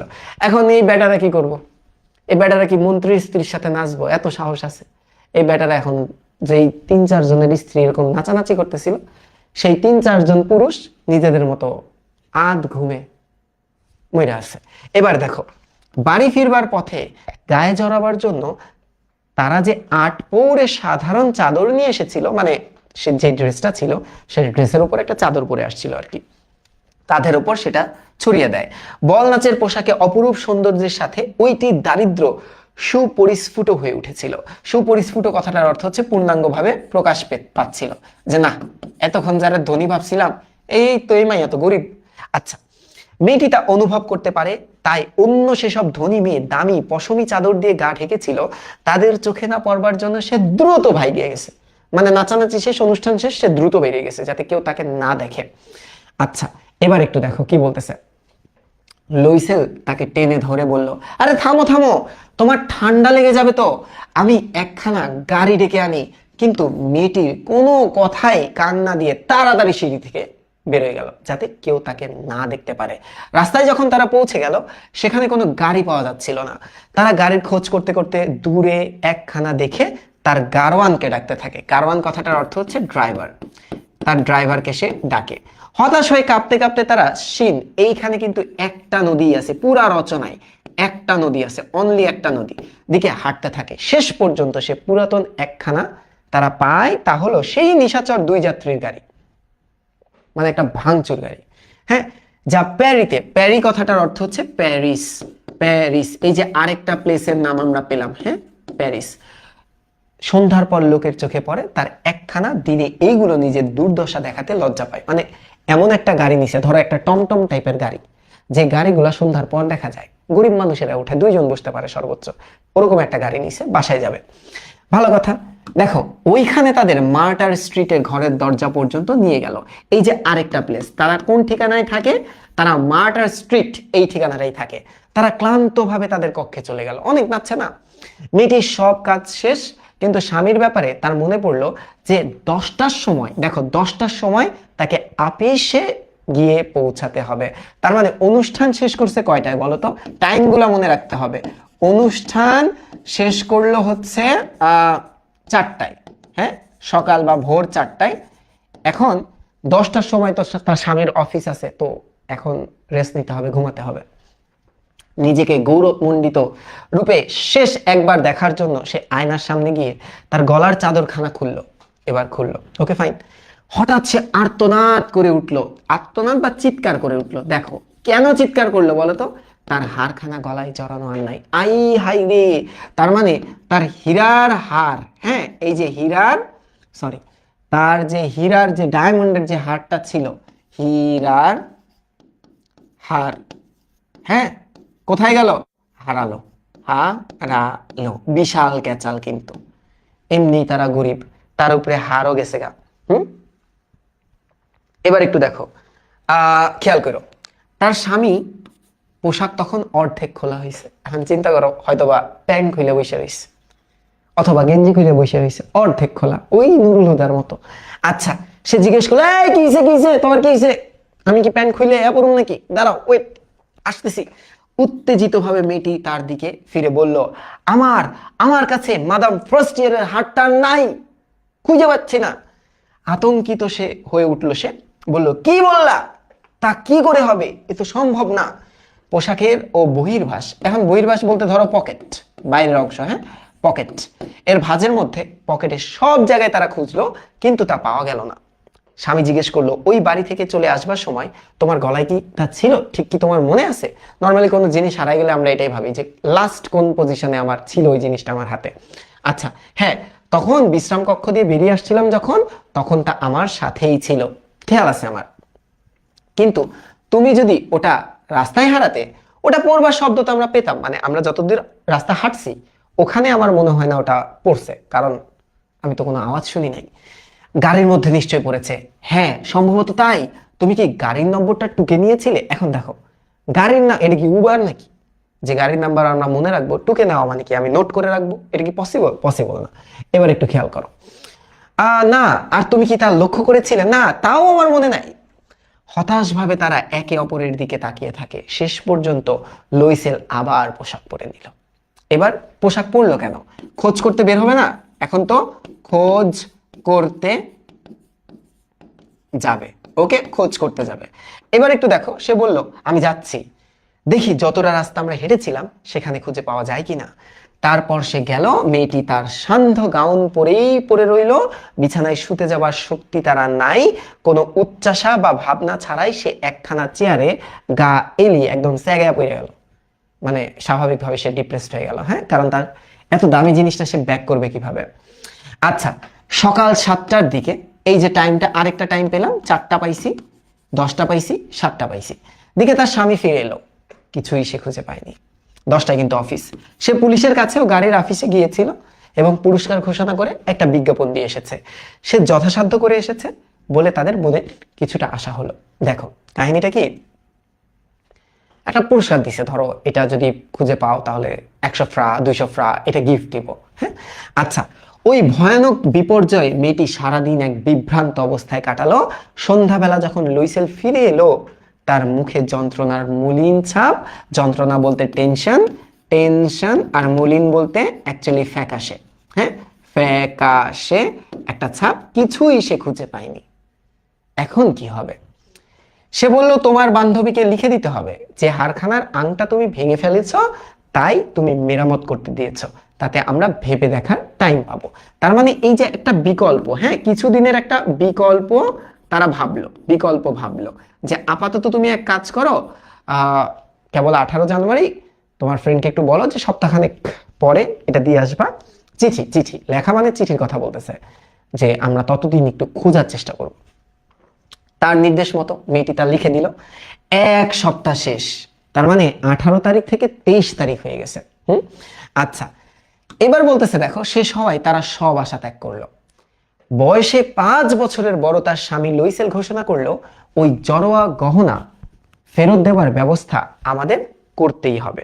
যে ওকে ফাইন, এবার আর উপায় নাই, এবার ফেরত দিতে হবে, কারণ বলা যায় না, কারণ এটা তো তার, তাই না? আচ্ছা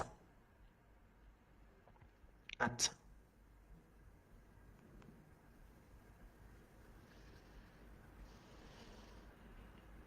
ফাইন, এই যে এখনই শেষ হয়ে যাবে, দাঁড়াও।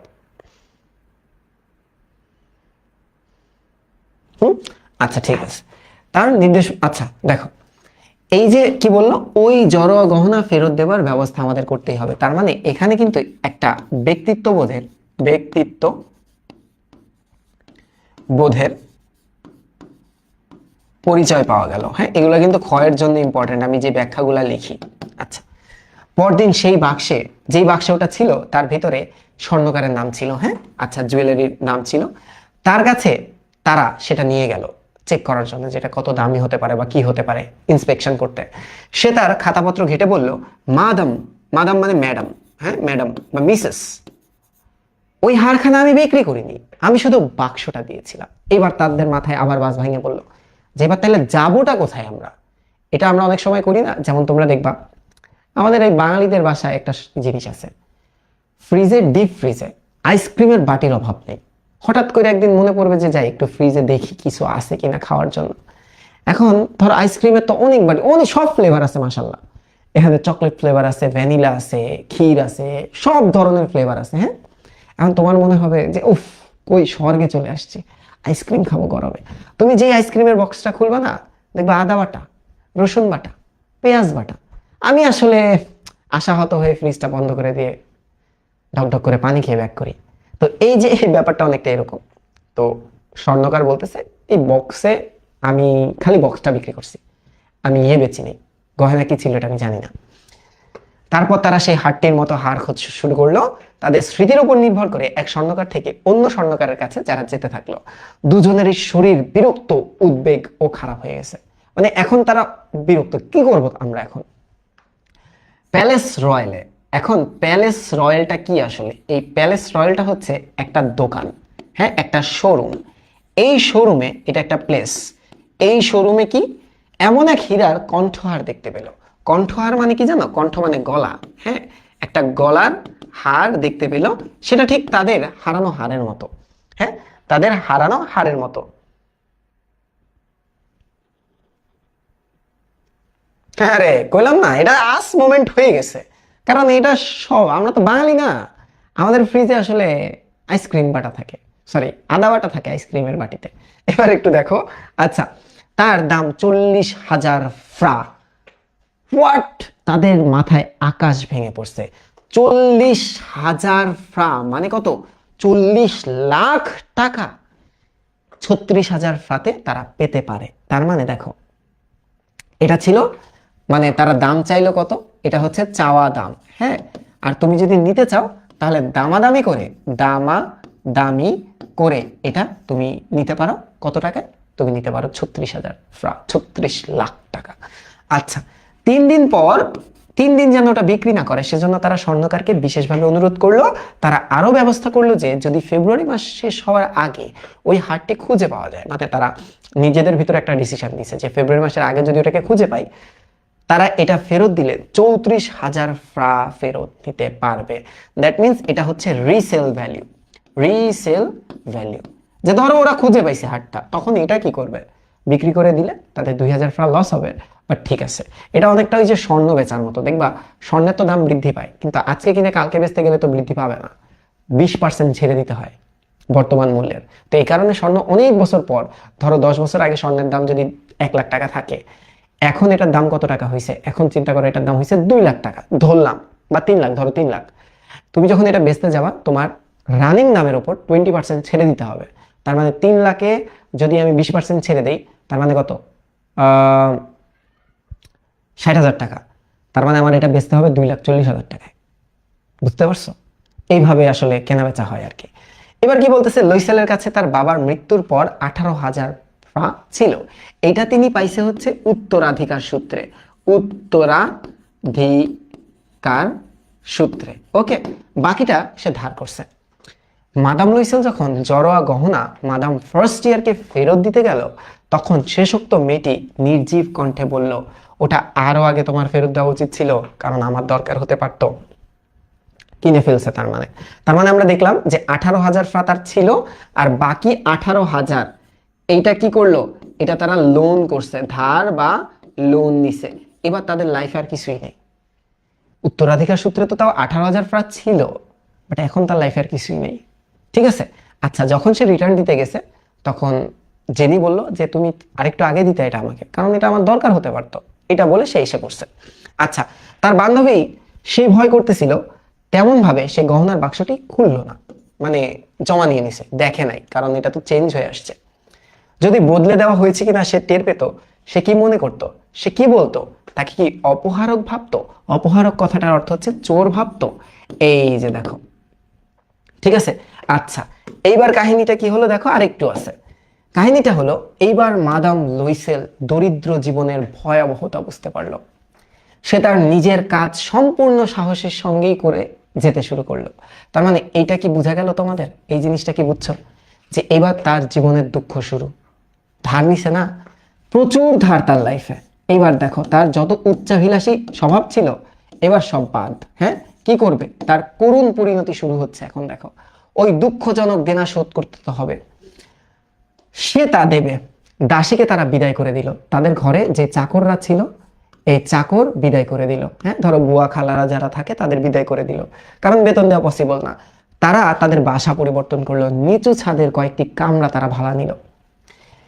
ঘর কন্যার কঠিন সব কাজ, রান্নাঘরের বিরক্তিকর কাজকর্ম সে শিখে নিল। তার গোলাপি নখ দিয়ে সে এখন বাসন মাঝে ধয়, তৈলাক্ত পাত্র ও ঝোল রাধার কড়াই সে মাঝে মাঝে ময়লা কাপড় চোপড়, সেমিজ, বাসন মোছার গামছা সে পরিষ্কার করে দড়িতে শুকাতে দেয়।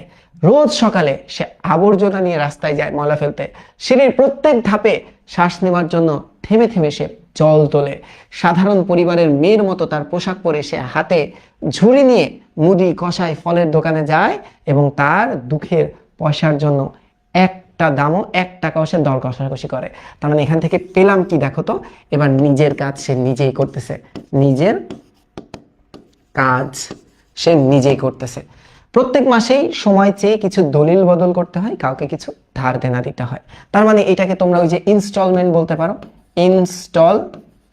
ইনস্টলমেন্ট। হ্যাঁ, তার লোনের যে ইনস্টলমেন্ট গুলো আছে সেগুলো দেয়। তার স্বামীও সন্ধ্যাবেলা কাজ করে, সে কয়েকজন ব্যবসায়ীর হিসাবের খাতা ঠিক করে দেয়। রাত্রে 1 পাতা 5 শাও হিসেবে সে প্রায় লেখা নকল করে দিত। শাও বলতে তোমরা ধরো পয়সা ধরতে পারো। হ্যাঁ, শাও বলতে পয়সা ধরতে পারো, পয়সা। ওকে, পয়সা ধরতে পারো। মানে তারা আরো কাজ করে, প্রচুর কাজ করে তারা। এই কাজ করে তারা কি করে, একটু উপার্জন করার চেষ্টা করে, প্রচুর কাজ করে। হ্যাঁ, একটু উপার্জন করলে তাদের যদি লাভ হয়। আচ্ছা, যেহেতু সে হিসাব রক্ষক ছিল, সে আরো ধরো ওই যে আমরা অডিট করে দিত, নকল দলিল করে দিত এবং টাকা পেত। এবার একটু দেখো, বলতেছে এরকম জীবন 10 বছর চললো। তাহলে এই যে লোনের যে টাইমিংটা, এই টাইমিংটা তার কত, 10 বছর পার হয়ে গেল। 10 বছর শেষে তারা কিছু মহাজন মানে প্রাপক, হ্যাঁ, যারা টাকা পেত, তাদের সুদ বা ইন্টারেস্ট, হ্যাঁ, ইন্টারেস্ট নিয়ে সব ক্ষতিপূরণ করে ফেলে দিল। তাছাড়া তাদের কিছু সঞ্চয় হলো, বাট এই 10 বছর তাদের জীবনটা জাহান্নাম হয়েছিল। মাদাম লুইসেলকে দেখলে এখন বয়স্কা নারী মনে হবে, কারণ মেন্টাল প্রেশার তো অনেক গেছে। সে এখন গরিব গৃহস্থের শক্ত কর্মঠ অমার্জিত মেয়ের মতো থাকে। তার চুল অবিন্যস্ত, মানে অগোছালো, অগোছালো, হ্যাঁ, ঘাঘরা, এক পাশে মুচড়ানো, হাতগুলো লাল। সে চড়া গলায় এখন কথা বলে এবং বড় বড় কলসিতে জল এনে সে মেঝে পরিষ্কার করে। কিন্তু কখনো তার স্বামী যখন অফিসে থাকে, জানালার ধারে বিগত দিনের সেই সান্ধ্য অনুষ্ঠান, সেই বলনাচ তাকে এত সুন্দর দেখাচ্ছিল, এমন অতিরিক্ত প্রশংসা পেয়েছিল, সে সেই কথা ভাবে যে তার লাইফের শ্রেষ্ঠ কিছু দিন সে ওখানে পার করছে। বাট এখন তো আসলে আর উপায় নাই। হ্যাঁ,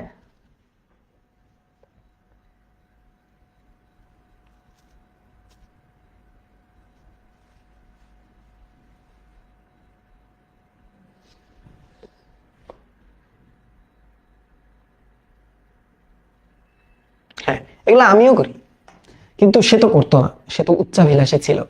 এবার একটু দেখো, কি বলতেছে, যদি সে গলার সেই হারখানা না হারাতো তাহলে কেমন হতো তার লাইফটা বলতো। সে চিন্তা করতেছে, কে জানে, কে বলতে পারে কি অনন্য সাধারণ এই জীবন, আর তার মধ্যে কত বৈচিত্র্য। সামান্য একটি বস্তুতে কি করে একজনের জীবন ধ্বংস হয়ে যেতে পারে, আবার বাঁচতেও পারে। এখন এটা মাদাম লুইসেল ভাবতেছে, মাতিলদা ভাবতেছে।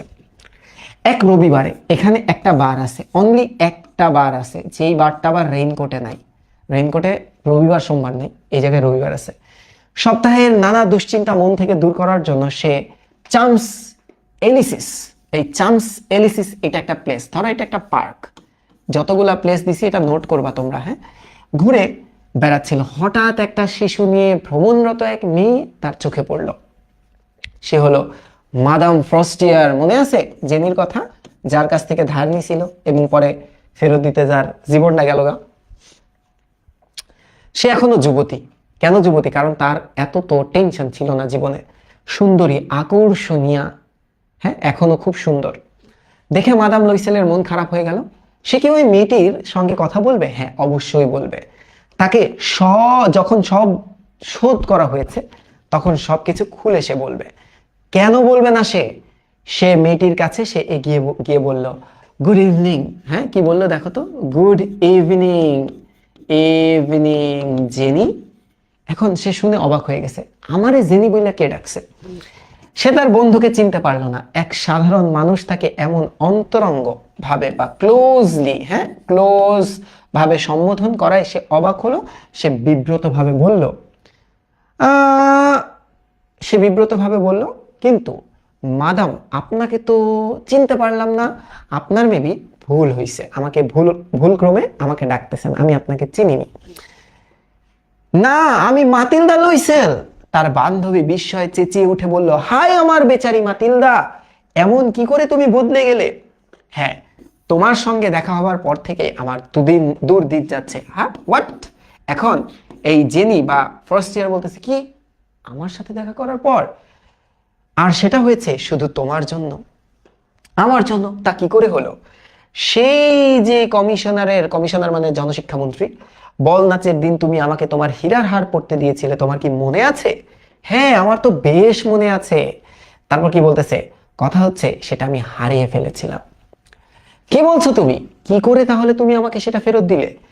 ঠিক সেখানার মতো একটি তোমাকে আমি ফেরত দিয়েছিলাম, তার দাম দিতে আমার 10 বছর লেগেছে। তুমি বুঝতেই পারো, আমাদের মতো লোক যাদের কিছুই ছিল না তাদের পক্ষে এই জিনিসটা সহজ না, কিন্তু তা শেষ হয়েছে এবং সেজন্য আমি এখন ভালোভাবে নিশ্চিন্ত হয়েছি। মাদাম ফ্রস্টিয়ার তার কথার মাঝপথে থামিয়ে বলল, তুমি বলছো যে আমার ফিরিয়ে দেবার জন্য তুমি একটা হীরার হার কিনেছিলে? হ্যাঁ, তা তুমি খেয়াল করনি, ওই দুটি একরকমই ছিল। বলে সে গর্বের ভাবে এবং সরল আনন্দে একটু হাসলো। হা হা হা হা, মাতিলদা, কি বলছো তুমি? দেখে মাদাম ফ্রস্টিয়ারের মনে খুব লাগলো। সে তার দুটি হাত নিজের হাতের মধ্যে নিয়ে বলল, হাই আমার বেচারি মাতিলদা, আমার হারটা তো নকল ছিল, তার দাম 500 ফ্রাইয়ের বেশি হবে না।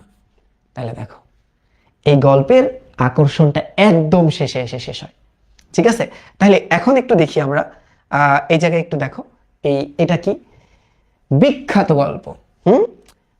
বিশ্ববিখ্যাত গল্পকার গি দ্য মোপাসার শ্রেষ্ঠ গল্পের ভিতরে অন্যতম একটা নেকলেস। ফরাসি ভাষায় গল্পটার নাম লা পারুরে। মনে থাকবে? আচ্ছা, 1884 সালের 17 ফেব্রুয়ারি ফরাসি পত্রিকা লা গাউলোস এই পত্রটি প্রকাশিত হয় এবং সে বছরই ইংরেজিতে অনুদিত হয়, মানে ট্রান্সলেট করা হয়। একই সালে প্রকাশিত নেকলেস শীর্ষক গল্পগ্রন্থের মধ্যে এটা স্থান পায়। অপ্রত্যাশিত কিন্তু আকর্ষণীয়, এটা মনে রেখো, সমাপ্তির জন্য গল্পটি বিপুল জনপ্রিয়তা লাভ করে। তাহলে তোমাদের একটু সৃজনশীলটা দেখাই, জাস্ট একটু দেখো, দুইটা কোয়েশ্চেন আছে। ধরো এখানে সালাম ও সালমার সংসারের সচ্ছলতা কিংবা বিলাসিতা না থাকলেও শান্তি ভালোবাসার অভাব ছিল না, কিন্তু লোভে পড়ে বাড়তি পাওনার আশায় দুর্নীতির দায়ে অফিস সহকারীর চাকরিটা হারায় সালাম। তাদের সংসারের বাসা বাঁধে চরম দারিদ্র আর হতাশা। অগত্যা মানে হঠাৎ সালামের স্ত্রী সালমা অন্যের বাড়িতে ঝিয়ের কাজ নেয়। ঝি মানে হচ্ছে তোমার সহকারীর কাজ নেয় বা ভৃত্যের কাজ নেয়।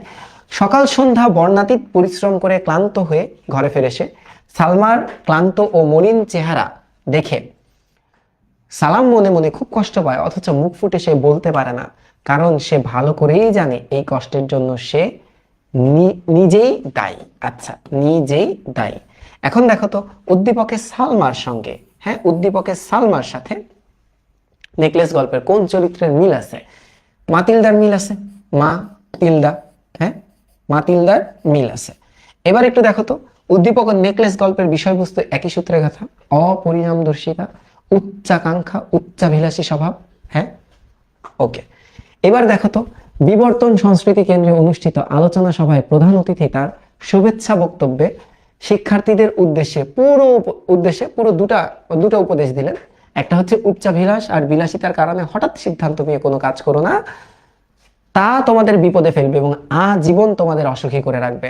স্বাদ ও সাধ্যের মধ্যে সমন্বয় করতে না পারলে পরিণাম দুঃখ পেতে হবে। উদ্দীপকের প্রথম উপদেশ নেকলেস গল্পের কোন দিকটির প্রতিফলন করে?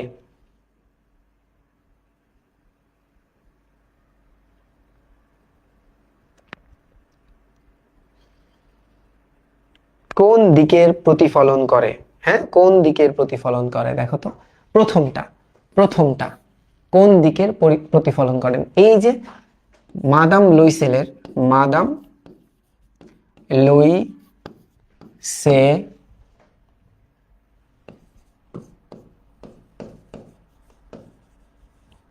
জীবনের করুণ পরিণতির দিকটা, জীবনের করুণ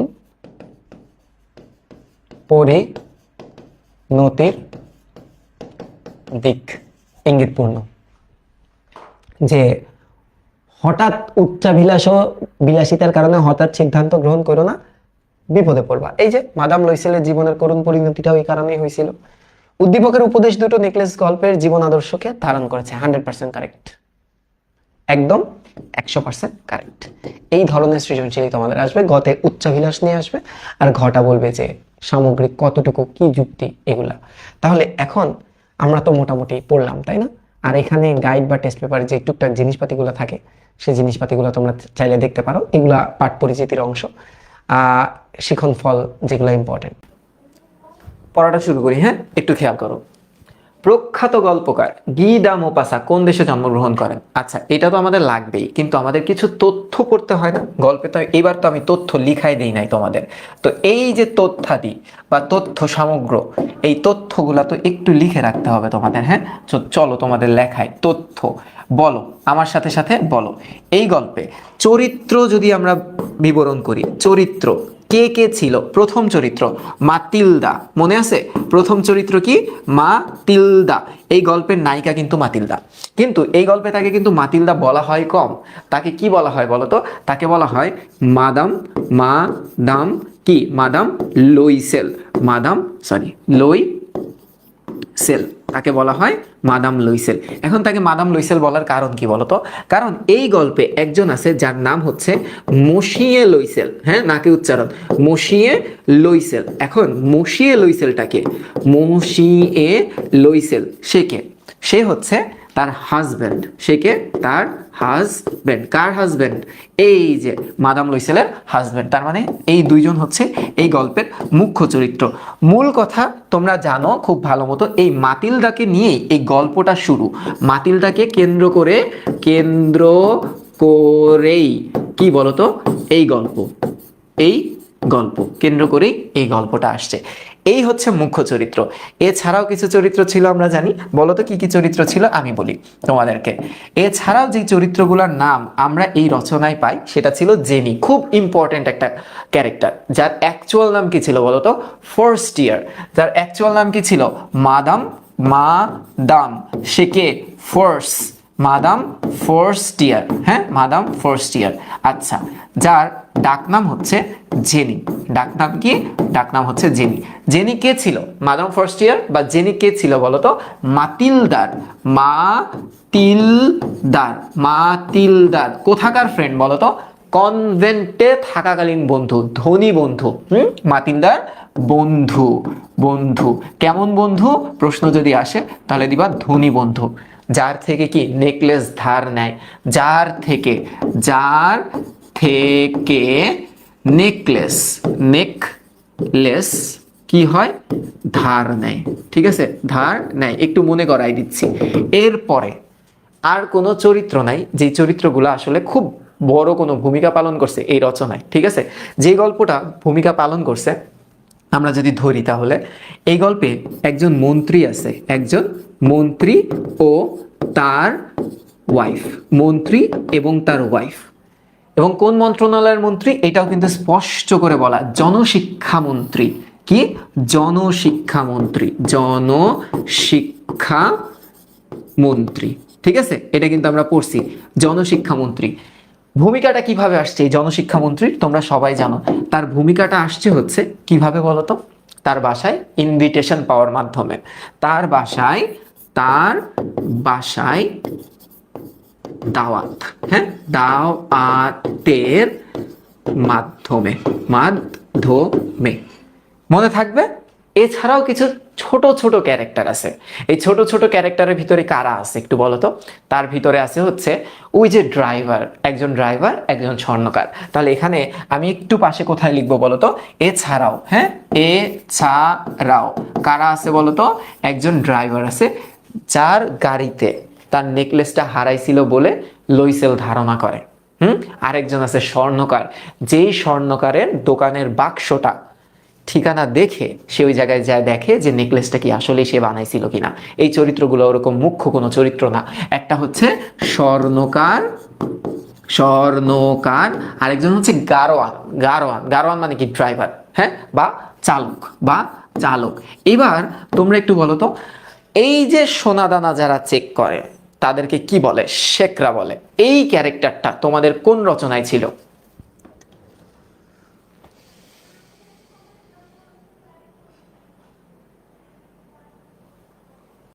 উপন্যাসের একটা সলভ ক্লাস নিতে হবে, সেই সলভ ক্লাসে কবি পরিচিতি টাইপ সবকিছু আমি তোমাদেরকে পড়াইবো।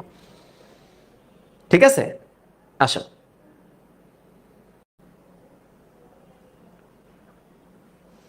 Check your internet connection.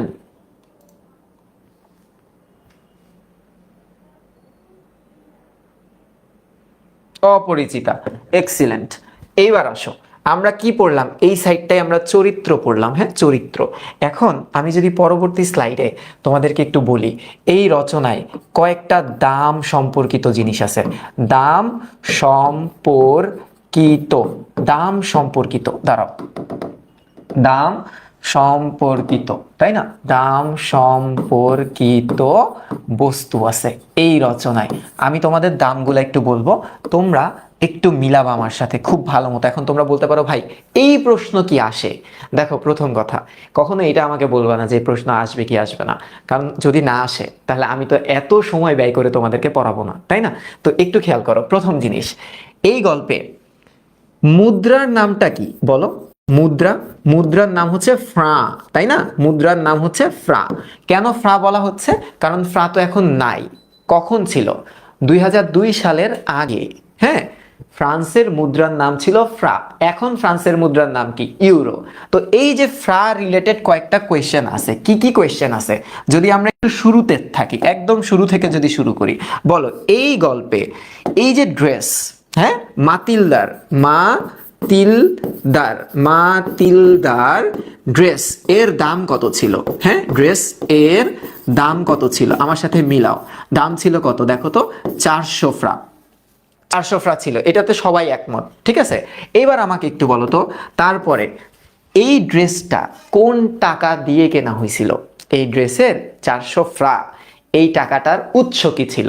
তোমরা সবাই জানো যে বন্দুকের দাম ছিল, বন্দুক বাবদ, হ্যাঁ, বাবদ, জমানো টাকা কত ছিল বলো তো, বন্দুক বাবদ জমানো টাকার দাম কত ছিল, ছিল হচ্ছে 400 ফ্রা। তার মানে স্বামী তার ফ্রেন্ডের সাথে নালতিয়ারের সমভূমিতে ভরত পাখি শিকার করার জন্য আগামী গ্রীষ্মে একটা বন্দুক কিনবে বলে ধারণা করছিল। সেই বন্দুকের দামটা তার স্ত্রীকে দিয়ে দেয়, যে তোমার যেহেতু জামা নাই, তুমি এই টাকা দিয়ে সেটা কিনিও। তাহলে এখানে মুদ্রা রিলেটেড 400 ফ্রা ছিল তার ড্রেসের দাম, 400 ফ্রা ছিল সেই বন্দুকের দাম। এইবার তোমরা আমাকে বলো তো, এই গল্পে একটা ফুল আছে, আমরা জানি গোলাপ ফুল। হ্যাঁ, গোলাপ ফুল। এখন এই যে গোলাপ, একটু খেয়াল করো, এই যে গোলাপ, হ্যাঁ, গোলাপ, এই গোলাপেরও কিছু দাম দেওয়া ছিল। কোন রেফারেন্সে দামগুলা দেওয়া ছিল আমি তোমাদেরকে একটু বলি। মাতিলদা ড্রেস পাইছে, কিন্তু তার কোনো অর্নামেন্ট ছিল না। তার স্বামী তাকে বলল যে তুমি এক কাজ করো, তুমি কিছু গোলাপ ফুল তোমার সাজসজ্জার দ্রব্যাদি হিসেবে ব্যবহার করো। সেখানে কিন্তু স্পষ্ট বলা যে গোলাপ ফুল 2টা বা 3টার দাম, 3টার দাম কত বলো তো? 2টা বা 3টার দাম কত আসে? 10 ফ্রা। 10 ফ্রা। তাইলে আমার সাথে হয়তোবা সবাই একমত 10 ফ্রার কথা, অ্যাকচুয়ালি 10 ফ্রার কথা বলা ছিল। এই গেল দাম। এই গেল দাম। এইবার আসো, আরো আছে, আরো আছে, ওয়েট, আরো আছে। কি কি আছে বলো তো? এবার আসো, নেকলেস। হ্যাঁ, নেকলেস এর আসল দাম কত ছিল বলো? আসল দাম, একটা নেকলেস যে নেকলেসটা হারায় যায় সেটার অ্যাকচুয়াল দাম কত ধরা হয়েছিল? তোমরা একটু বলো তো, সেটার দাম কত ধরা হয়েছিল? সেটার দাম ধরা হয়েছিল 40,000 ফ্রা। সবাই একমত আমার সাথে? ওই দোকানে যে এটার দাম ঠিক করে হচ্ছে 40,000 ফ্রা, কিন্তু দামাদামি করার পর একটু দেখো তো, দামাদামি, হ্যাঁ, বা দাম করার পর আমি যদি একটু লিখি, দাম করার পর এটার দাম কত আসে? 36,000 ফ্রা। 36,000 ফ্রা। ওকে, 36,000 ফ্রা, ঠিক না? কিন্তু যখন তুমি এটা বিক্রি করে দিবা তাদের কাছে, তারা কি বললো যে এটা কত টাকায় বিক্রি করবেন? বিক্রি করার টাইমে 2,000 টাকা ডেপ্রিসিয়েট হবে। তার মানে বিক্রি করার টাইমে তারা দাম পাবে 34,000 ফা। এই যে এটা ছিল না, দেখো তো, বিক্রি করার সময় ফেরত পাবে, ফেরত পাবে 34,000 ফ্রা। আমার সাথে একমত তোমরা সবাই? আচ্ছা, ভালো কথা।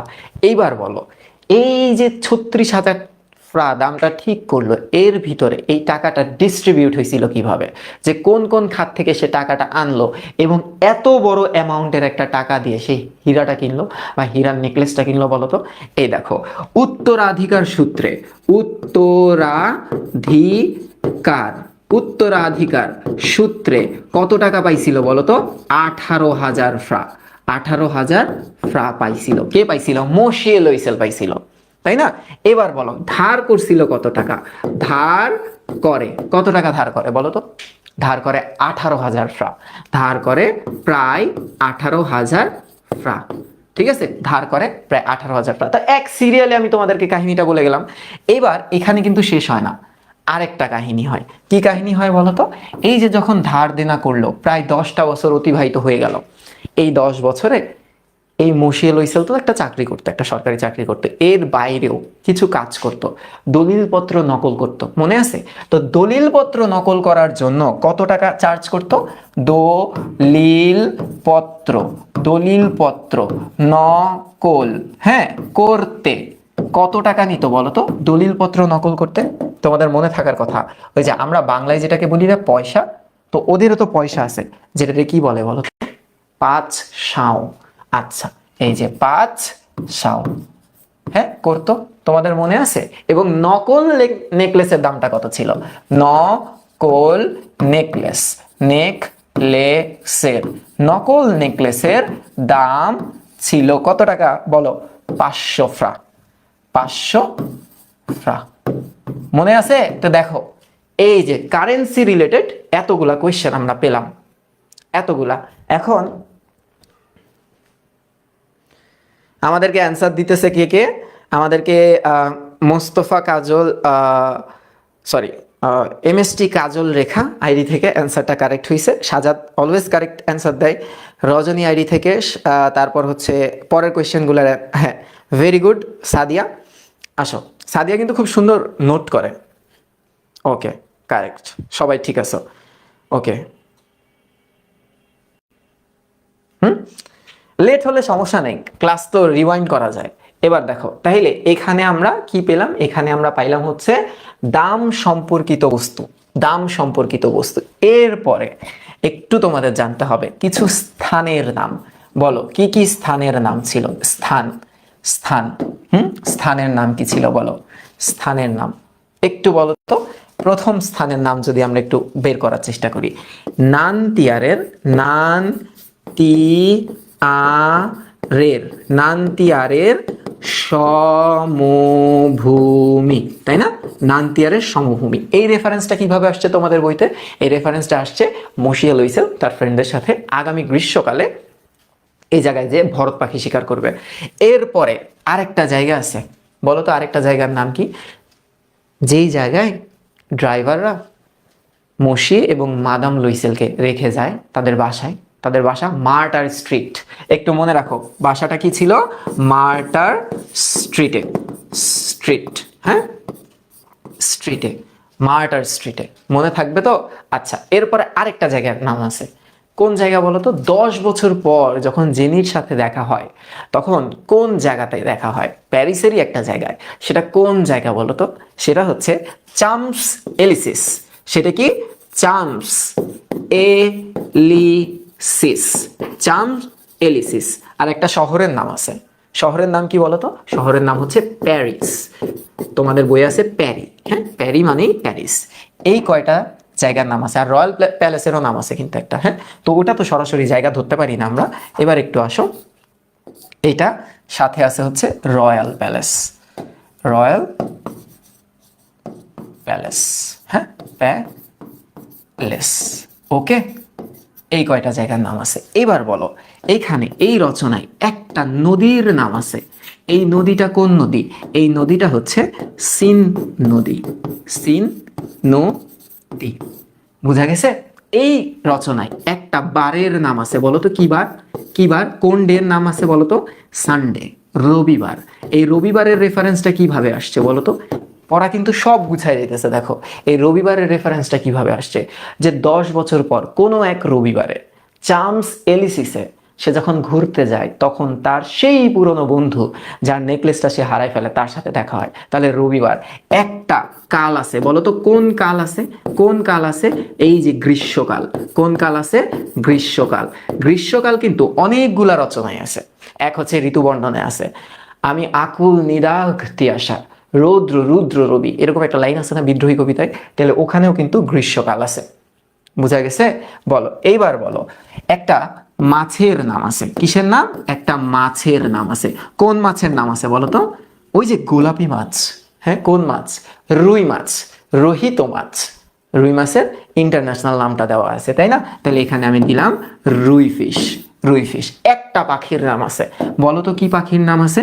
ভরত পাখি, ভরত পাখি, ভরত পাখি। এই যে খুঁটিনাটি তথ্যগুলা আমি যেভাবে তোমাদেরকে পড়ালাম ঠিক এভাবেই তোমরা এই খুঁটিনাটি তথ্যগুলাকে মনে রাখবা। এই খুঁটিনাটি তথ্যগুলাকে মনে রাখবা, তাহলে তোমাদেরই উপকার হবে। বুঝা গেছে? এই খুঁটিনাটি তথ্যগুলা খুব লাগে। আচ্ছা, তো সবাই একটু তুলে ফেলো এবং কমেন্টে জানাও যে সবকিছু তোলা হয়েছে কিনা, হ্যাঁ। আচ্ছা, আমি আর একটা পার্ট তোমাদেরকে করাবো, শুধু সময় নিয়ে আলোচনা করব। কই ফোন কই? ভেরি গুড, সবাই অ্যান্সার দিচ্ছ, সাবাস। ফোনে গেছে গা চার্জ, তারা ফোন একটু চার্জ দিই, নাই কমেন্ট দেখতে পারবো না।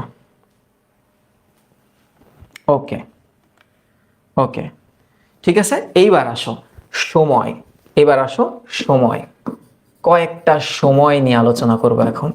এই রচনায় অনেকগুলা টাইম আছে, হ্যাঁ, এবং ডেট আছে এবং মাস আছে, সেগুলা নিয়ে আমরা আলোচনা করব। না আসো আমি তোমাকে বলি, বলো তো ওদের অনুষ্ঠানটা শেষ হয় কখন? বাসায় ফেরত যাওয়ার সময়টা কত ছিল? অনেক নাচানাচি করছে, মনে আছে? মাতিল্দা তো নাইচা পাগল হয়ে গেছে এবং তার জামাই, তার কলিগ গুলা ছিল, কলিগের 3টা কলিগ ছিল, 3টা কলিগের 3টা বউ মাতিল্দার সাথে ওরে নাচছে। তো তারা যখন একটা রুমে বিশ্রাম নিচ্ছিল, নাচানাচি শেষ করার পর মাতিল্দা যখন বের হয়ে যায়, সেই টাইমটা কত ছিল একটু বলো তো? সেই টাইমটা হচ্ছে প্রোগ্রাম শেষ হওয়ার টাইম, তাই না? বা নাচ শেষ, শেষ হবার, হবার সময়, হবার সময়। বলো তো নাচ শেষ হবার সময় কত ছিল? সেটা ছিল হচ্ছে ভোর 4টা, ভোর 4টা, ঠিক আছে, ভোর 4টা। এবার দেখো ভোর 4টায় সে মার্টার স্ট্রিটে তাকে নামাই দিয়ে গেল হচ্ছে তাদের গাড়ি, 2 চাকার গাড়ি, মানে 2 জন যাত্রীর একটা গাড়ি। এসে দেখলো নেকলেসটা নাই, সে আবার বের হলো। নেকলেস খুঁজে যখন বাসায় ব্যাক করে সেই টাইমটাও দেওয়া ছিল। বলো তো নেকলেস, নেকলেস, হ্যাঁ নেকলেস খুঁজে, খুঁজে বাসায় ব্যাক করার টাইম কত ছিল? বাসায় ব্যাক করলো কয়টায়? ব্যাক করে কয়টায় বলো তো? 7টায়। কয়টায়? 7টায়। বলো অফিসে যাওয়ার সময় কয়টা ছিল?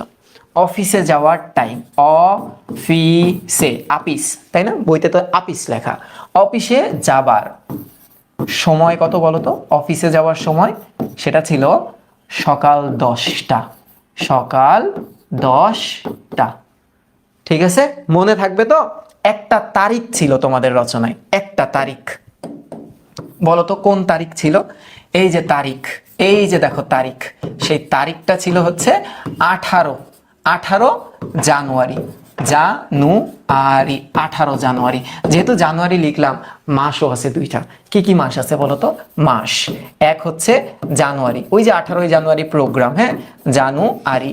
আর ফেব্রুয়ারির মধ্যে সে নেকলেসটা কিনে তাদেরকে ফেরত দিয়ে আসে।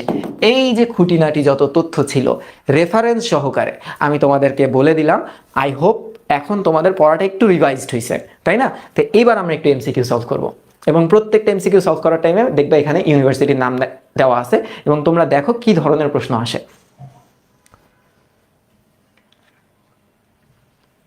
Very good Nadia. তারপরে রেখা আইডি থেকে আজকে প্রচুর অ্যান্সার আসতেছে। মারিয়া আমাদের সাথে দেখা করে গেছিল। আজকে লাভিবা মেবি ক্লাসে নাই, তাই না? আচ্ছা, সাদিয়া, আবানের হীরা, তারপরে মিম, মহুয়া, এই তোমরাই তো প্রতিদিন ক্লাস করো, হ্যাঁ, সবাই নিয়মিত ক্লাস করে। ওকে, আচ্ছা, তাইলে এবার একটু আসো। হ্যাঁ হ্যাঁ, মহুয়া 18 জানুয়ারি, কারেক্ট।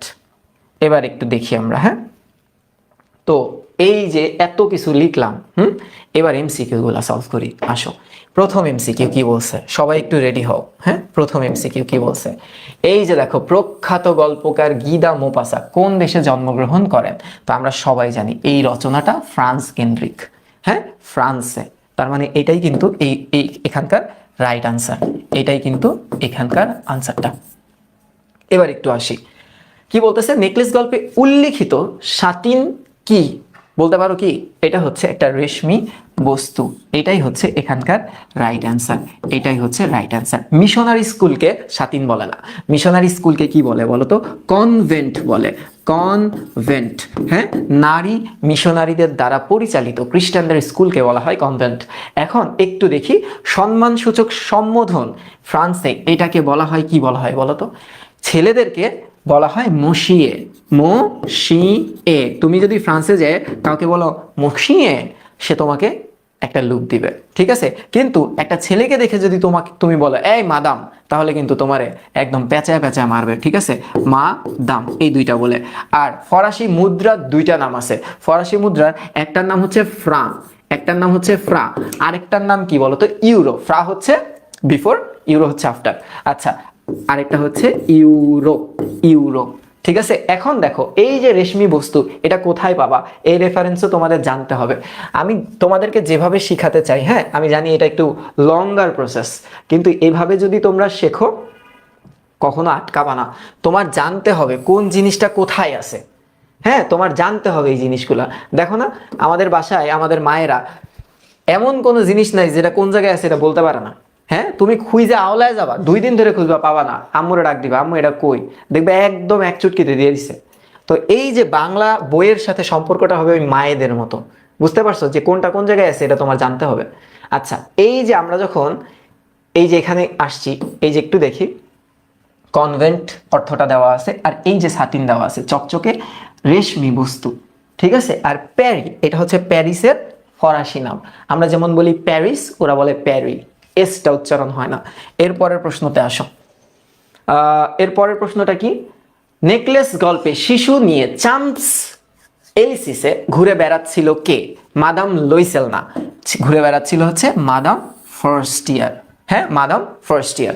এখন এইখানে এই ক্যারেক্টারটা নাই রচনায়, এই ক্যারেক্টারটা শুধুমাত্র নাই। ওকে, এরপরের প্রশ্ন দেখো।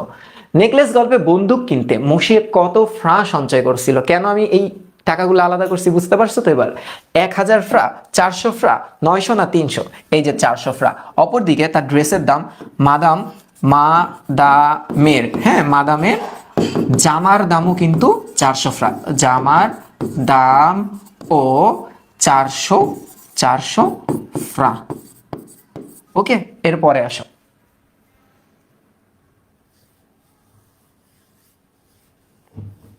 এরপরে মোপাসা নামের কোন ইংরেজি বানানটা শুদ্ধ? এই যে ধরায় খাওয়াই দিছে না কোয়েশ্চেনটা, দেখছো? আমি কেন তোমাদেরকে বললাম যে তোমরা একটু বানানটা দেখো। হ্যাঁ, দেখো। আচ্ছা, আমি তোমাদেরকে বলছিলাম শেষে হচ্ছে SANT, তাইলে এই যে SANT দুইটাই আছে, কোনটা হবে? মোপাসা, তাই না? তাইলে MAU, মো, এইটা হবে অ্যান্সার, এইটা হবে এইখানকার অ্যান্সার। এর পরের প্রশ্নের দিকে আসো। মূল ফরাসি ভাষায় নেকলেস গল্পটির নাম কি? লা পারুরে। তার মানে অ্যান্সারটা কি? এই যে লা, হ্যাঁ, লা, এইটা হবে অ্যান্সার। একটু তোমাদেরকে বলে দেই, আমরা যেটা বলি না দা, ফ্রান্সে না ওরা বলে লা, LA। এটা কোথায় আছে এই রেফারেন্সও তোমাদের একটু জানতে হবে। একটু দেখো এটা কোথায় আছে। এই যে এই পাঠ পরিচিতিটা আছে না, এই পাঠ পরিচিতিতে কয়েকটা জিনিস একটু তোমাদের দাগাতে হবে, আমি কালকে কিন্তু পড়াই নাই, একটু খেয়াল করো। এই যে লা পারুরে, হ্যাঁ, এইটা হচ্ছে ফরাসি ভাষায় এই গল্পটার নাম। আর এই গল্পটা যেইখানে প্রকাশিত হয়েছে, যেমন তাহারই পরে মাসিক মোহাম্মদীতে প্রকাশিত হয়েছে, এইরকম কিছু প্রশ্ন পড়ছি না আমরা। আচ্ছা, তো এখানে ফরাসিতে লা গাউলোস এখানে প্রকাশিত হয়। তো এগুলোর অ্যাকচুয়াল উচ্চারণ আমার পক্ষে করাটা সম্ভব না, কারণ আমি ওই ভাষার মানুষ না। তার দাম 500 ফ্রার বেশি হবে না। এখানে ফ্রা বলতে কি বোঝায়? এখানে ফ্রা বলতে বোঝায় ফরাসি মুদ্রা। এরপরের প্রশ্নটা কি? ফরাসি লেখক মোপাসার সাহিত্য গুরু কে ছিল? ওই যে দেখো, এই যে গুস্তাভো ফ্লবেয়ার। ঠিক আছে, এরপরের প্রশ্নটা কি? মোপাসা কোন দেশের কোন শহরে জন্মগ্রহণ করেন? তো এখানে দেখো, প্রথমত ইতালিতে জন্মগ্রহণ করে নাই, হ্যাঁ, স্পেনে করে নাই, জার্মানিতে করে নাই, তাহলে কোন দেশে জন্মগ্রহণ করছে? এটা আমরা জানি যে ফ্রান্সে জন্মগ্রহণ করছে। আমরা শহরের নাম জানি না, কিন্তু আমার অপশন এলিমিনেট করে দেখি যে একটাই আছে। হ্যাঁ, একটু চালাকি করলেই হয়ে যাবে। এরপরে কি বলো? সামান্য একটি বস্তুতে কি করে একজন ধ্বংস হয়ে যেতে পারে আবার বাঁচতেও পারে, এমন উপলব্ধি কার? আচ্ছা, সব সময় মনে রাখবা একটা উক্তি আসবেই পরীক্ষায়, যখন অ্যাডমিশনে বসবা একটা উক্তি আসবেই, ঠিক আছে?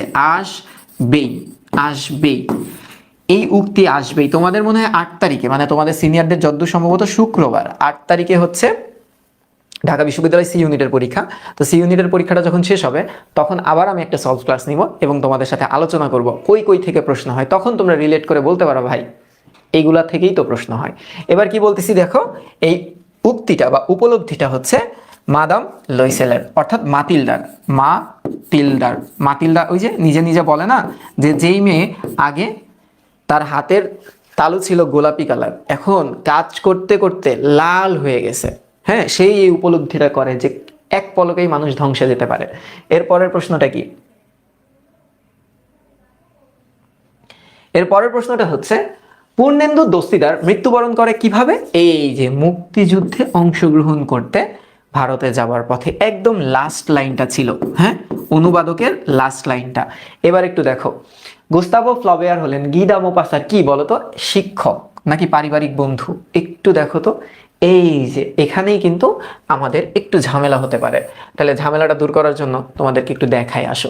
সব সময় রেফারেন্স দিয়ে দিয়ে পড়বা, গাইড বা টেস্ট পেপার উপরে খুব একটা নির্ভরশীল না হয়ে কোয়েশ্চেনগুলো গাইড বা টেস্ট পেপার থেকে কালেক্ট করবা, কিন্তু পড়বা হচ্ছে নিজের মতো বই থেকে, ঠিক আছে? এবার একটু আসো, এই জায়গায় কি, সরি, এই জায়গায় কি বলা দেখো, ও এখানেই তো আছে, দেখো বলছে কি, সেখানে বিখ্যাত ঔপন্যাসিক গুস্তাভো ফ্লবেয়ারের সাথে তার পরিচয়, পারিবারিক বন্ধু গুস্তাভো ফ্লবেয়ার মোপাসার সাহিত্য জীবনে অভিভাবকের ভূমিকায় অবতীর্ণ হয়। তার মানে এখানে অ্যান্সারটা কি দিতে পারি আমরা? এখানকার অ্যান্সারটা দিতে পারি পারিবারিক বন্ধু।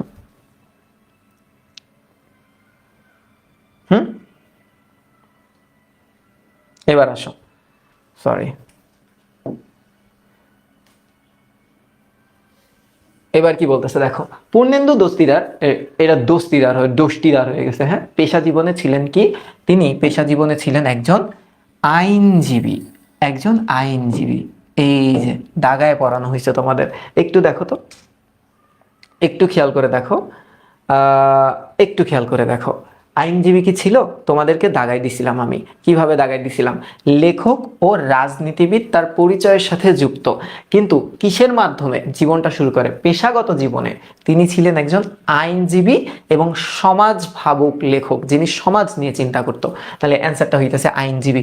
এরপরে একটু খেয়াল করতে হবে আমাদের, উত্তেজিত হয়ে অ্যান্সার দেওয়া যাবে না। আমি জানতাম এটা, তোমরা অ্যান্সার দিবা হচ্ছে এই দিবা, কি বলে এটাকে, যে তার শিক্ষক ছিল, কিন্তু একটু যদি বইটা দেখো, বইটা পড়ো, তাহলে অ্যান্সারটা পারিবারিক বন্ধুই আগে আসবে। হ্যাঁ, নেকলেস গল্পে মাদাম লুইসেলের শারীরিক পতনের মূল কারণ কি ছিল? শারীরিক পতন বলতে কিন্তু বুঝাইছে সৌন্দর্য কমে আসা। শারীরিক পতন বলতে কি বুঝাইছে বলো তো? তার এই যে সৌন্দর্যে যে ভাটাটা পড়লো, হ্যাঁ, এই যে দেখো, সৌন্দর্য কমে আসা, কমে আসা, সৌন্দর্য কমে আসা। সৌন্দর্য কমে আসার কারণ একমাত্র ছিল তার উচ্চাভিলাষ। উচ্চাভিলাষ মানে কি? সে অনেক চাইতো, কেন এটা আমার নেই। এরপরের প্রশ্নটার দিকে একটু খেয়াল করব আমরা, যে বীরকন্যা প্রীতিলতা, এই যে আমি তোমাদেরকে বললাম এটা ইম্পর্টেন্ট। এটা ইম্পর্টেন্ট হওয়ার কারণ কি? এটা পূর্ণেন্দু দস্তিদার এই গ্রন্থটা লিখছে। এরপরে কি, নেকলেস গল্পটি ফরাসি কোন পত্রিকায় প্রকাশিত হয়? লে অর লা, এই শব্দটা কিন্তু লা, নট লে, হ্যাঁ, এইটা হবে অ্যান্সার। এরপর দেখো লা পারুরে কি? লা পারুরে এটা হচ্ছে অ্যাকচুয়াল নাম, গল্পটার অ্যাকচুয়াল নাম, ঠিক আছে, অ্যাকচুয়াল নাম।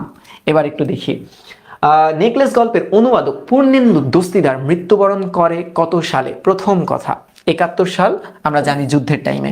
তো এখানে একটা 71 আছে, এখানে একটা 71 আছে, এইখানে একটা 71 আছে, এইটা বাদ, হ্যাঁ 72 হয়ে যায়। এটা কত তারিখে? 9 তারিখে, হ্যাঁ, তার মানে এই যে 9, এই যে 9। এরপরের অ্যান্সারের দিকে একটু খেয়াল করো। এরপরের অ্যান্সারে কি বলতেছে? মাদাম লুইসেলের স্বামী কি হাতে নিয়ে ঘরে ফিরেছিল? একটা ইনভিটেশন কার্ড, তাই না? একটা ইনভাইটেশন একটা ফর্ম বলতে পারো, কারণ একটা খাম তো, সেই ইনভাইটেশন ফর্মটাই কি ছিল? যে 18ই জানুয়ারি তারা একটা দাওয়াত পাইছে। তাহলে এটা কি হতে পারে? একটি বড় খাম, হ্যাঁ, একটি বড় খাম। আচ্ছা, গি দা মোপাসা কোন দেশের লেখক ছিল? তিনি ছিল হচ্ছে ফ্রান্সের লেখক। এরপরের প্রশ্নটা দেখো, ফরাসি লেখক মোপাসার সাহিত্য গুরু কে ছিল? Gustavo Flaubert. তার মানে দেখতে পাচ্ছ যে 2020-21-এর আগের কোয়েশ্চেন সব, পরে তার হয়নি। আর ঢাকা বিশ্ববিদ্যালয় শর্ট সিলেবাসকে বেশি প্রাধান্য দেয়। এরপরে কোয়েশ্চেনের দিকে তাকাই, নেকলেস গল্পে মাদাম লুইসেলের ধার দেনা পরিশোধ করতে কত সময় লাগছিল বলতো? 10 বছর টাইম লাগছিল, এবং তাদের কিছু সঞ্চয় হয়েছিল। নেকলেস গল্পে কোন নদীর নাম পাওয়া যায়? নেকলেস গল্পে সিন নদীর নাম পাওয়া যায়। আর পদ্মা নামে একটা কবিতাই আছে তোমাদের। এরপরে কি, গি দা মোপাসা কোন শতাব্দীতে জন্মগ্রহণ করেন? এইবার বলো তো, এটা কি 19 হবে, না 28 হবে, না 20 হবে, না কি হবে? এইটা হবে 19। এটা কেন 19 হবে? একটু আসো, একটু দেখো, একটু খেয়াল করো, হ্যাঁ, একটু খেয়াল করো। আচ্ছা, 1850 এবং 1890, সো এখানে একটু দেখো, 1850 টু 1893, তাই না? এটাই তার টাইমলাইনটা। আচ্ছা, একটু খেয়াল করলে দেখবা, আমরা 19 কোনটাকে বলি? 19 বলি হচ্ছে 1801 থেকে 1900 সাল পর্যন্ত, তাই না? 1900 সাল, 1901 থেকে 2000কে বলি আমরা বিংশ শতাব্দী। আর 2001 থেকে আমরা 2100কে বলবো হচ্ছে একবিংশ শতাব্দী। তার মানে আমরা এখন একবিংশ শতাব্দীতে আছি। তাহলে অ্যান্সার হবে 19। আচ্ছা,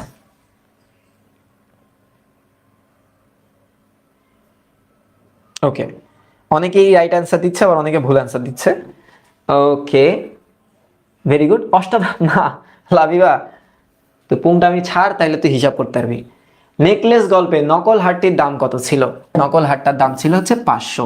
আর এখানে দুইটা অপশন আছে, এই দেখো, ড্রেসের দামও ছিল, এই যে ড্রেস এর দামও ছিল 400, আবার একটা গান বা বন্দুক কিনবে ওটার দামও ছিল 400। 100 ফ্রানে 10 ফ্রা আছে এই রচনায়। এরপর কি, নেকলেস গল্পটির বিষয়বস্তুর সঙ্গে প্রধান যুক্ত কোনটা? আচ্ছা, আত্মত্যাগের প্রাধান্য, না, কি বলে? আচ্ছা, দরিদ্রতার পরিচয়, না, জীবনের রূঢ় বাস্তবতা, না, বিলাসিতার পরিণাম, এই যে বিলাসিতার পরিণাম। এমন ছিল না যে তারা খাবার পাইতো না, তারা চলতে পারতো না, তাইলে এখানে দরিদ্রতার ওরকম পরিচয় আমরা পাইতাম না। হ্যাঁ, আচ্ছা, জীবনের রূঢ় বাস্তবতা এটা হইছে কখন? যখন সে বিলাসী জীবনের পরিণামটা দেখে তখন, তার আগে কিন্তু এই জিনিসটা ছিল না। এর পরের প্রশ্নের দিকে তাকাই। গিদা মোপাসা কোন ভাষায় সাহিত্য রচনা করেন? ফরাসি। এই ফরাসি আর ফার্সির ভিতরে প্যাচ লাগায় না, একটু মনে রাখো। ইরানিয়ান ল্যাঙ্গুয়েজ, ইরানিয়ান ল্যাঙ্গুয়েজকে বলা হয় ফার্সি। এরপরে কি মোপাসা কোন ভাষায় সাহিত্য লিখতো? এই যে ফরাসি। এরপরের প্রশ্নটা দেখো, নেকলেস গল্পে মাদাম লুইসেলের হীরার, এই ধীরা হয়ে গেছে, এটা হবে হীরা। হ্যাঁ, হীরার ডায়মন্ড, হীরার নেকলেস ঠিক কত টাকায় কিনেছিল? তার কেনা দামটা কত ছিল? এটা হচ্ছে চাওয়া দাম ছিল, তারা দাম চাইছিল, এটা হচ্ছে চাওয়া দাম। ঠিক আছে, আচ্ছা, 36,000 ফ্রা ছিল তার কেনা দাম, কেনা দাম। 30,000 ফ্রা, এটা নিয়ে কিছুই বলা নাই, সো এই 30,000 ফ্রাটা নাই। 18,000 ফ্রা কি ছিল বলো তো? 18,000 ফ্রা সে উত্তরাধিকার সূত্রে পাইছিল এবং ধার করছিল, ধার করেন তারা, এই দম্পতি ধার করেন। এর পরের প্রশ্নটা কি বলো? বল নাটকে অনুষ্ঠানে মাদাম লুইসেলের জয় জয়কার ছিল। হ্যাঁ, এখানে কিসের ইঙ্গিত দেওয়া হয়েছে? মাদাম লুইসেলের জয় জয়কারের গহনা, মাদামের পারিবারিক আভিজাত্য, মাদামের চমৎকার পোশাক, না মাদামের সৌন্দর্য এবং সুকঠিন ব্যক্তিত্ব? প্রথমত এই তিনটাই হচ্ছে না।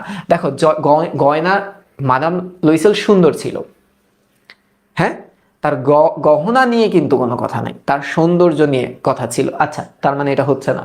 পারিবারিক আভিজাত্য ছিল না, তারা একদম পোর ফ্যামিলি থেকে বিলং করে। আর পোশাকের সৌন্দর্য না, মাদাম লুইসেলের সৌন্দর্য।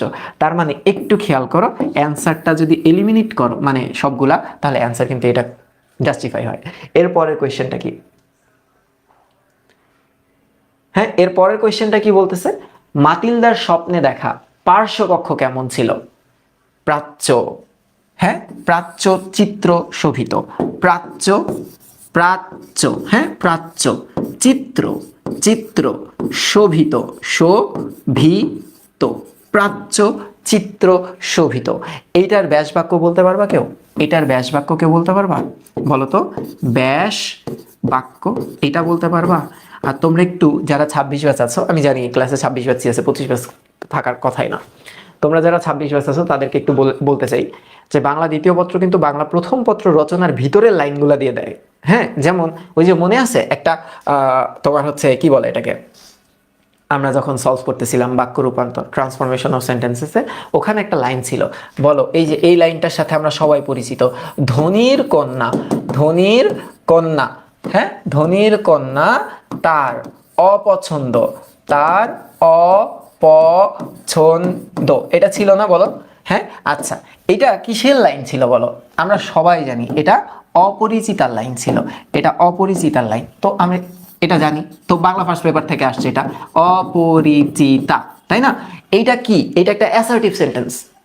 আচ্ছা, অ্যাসার্টিভ মানে কি? একটা বক্তৃতাবাচক সেন্টেন্স। হ্যাঁ, আচ্ছা, এর ভিতরে যদি আমরা যাই, এটা একটা অস্তিবাচক সেন্টেন্স, কারণ এখানে নেগেটিভ কিছু নাই, নয়, না, নি নাই। এখন তোমাদের পরীক্ষার হলে বলবে না যে এটার নেতিবাচক বাক্যটা রূপান্তর করো বা নেতিবাচক বাক্যে রূপান্তর করো, তখন তোমরা কি লিখবা? যে ধনীর কন্যা তার পছন্দ নয়, পছন্দ না বা পছন্দ নয়, এটা লিখবা না? হ্যাঁ বলো, এটা লিখবা না? তো এই যে প্রাচ্যচিত্র শোভিত, এটার ব্যাস বাক্যটা কি হবে? এটাও ফার্স্ট পেপার থেকে আসবে। দেখো, প্রাচ্য মানে অনেক প্রাচীন এন্টিক জিনিসপাতি থাকবে, চিত্র মানে কি বলো তো? আর্ট ওয়ার্ক, চিত্র মানে কি? আর্ট ওয়ার্ক বা ওই যে আমরা যেটা লাগাই রাখি না। আর শোভিত মানে কি? শোভিত কথাটার অর্থ হচ্ছে সাজানো, সাজানো। এইবার একটু চিন্তা করে দেখো, তার দেয়ালটা কি দ্বারা সাজানো থাকবে? প্রাচ্য চিত্র দ্বারা শোভিত, প্রাচ্য, প্রাচ্য চিত্র দ্বারা, হ্যাঁ, দ্বারা শোভিত, এইটাই হচ্ছে ব্যাস বাক্য হয়, শোভিত। এবার তোমরা আমাকে একটু এসিটা দিতে হবে। এবার তোমরা হচ্ছে আমাকে একটু বলো যে, এবার একটু তোমরা বলো, হ্যাঁ, এবার একটু তোমরা বলো যে এটার ব্যাস বাক্য, এই দ্বারা, দ্বারাটা কি বলো তো? তোমরা পড়ে আসছো কি? বিভক্তি, তোমরা পড়ে আসছো বিভক্তি। তো ব্যাস বাক্য থেকে বিভক্তি যদি লোপ পায় তাহলে সেটা কি হয়? তৎপুরুষ সমাস। তাহলে দ্বারা দিয়া কর্তৃক, এটা কত নাম্বার বিভক্তি? এটা 3 নাম্বার বিভক্তি, তাহলে এটা তৃতীয়া বিভক্তি। এটা কি? এটা হবে হচ্ছে তৃতীয়া বিভক্তি। সো আমি এখানে লিখে দিলাম তৃতীয়া বিভক্তি। সব একসাথে পড়বা, সব একসাথে পড়বা।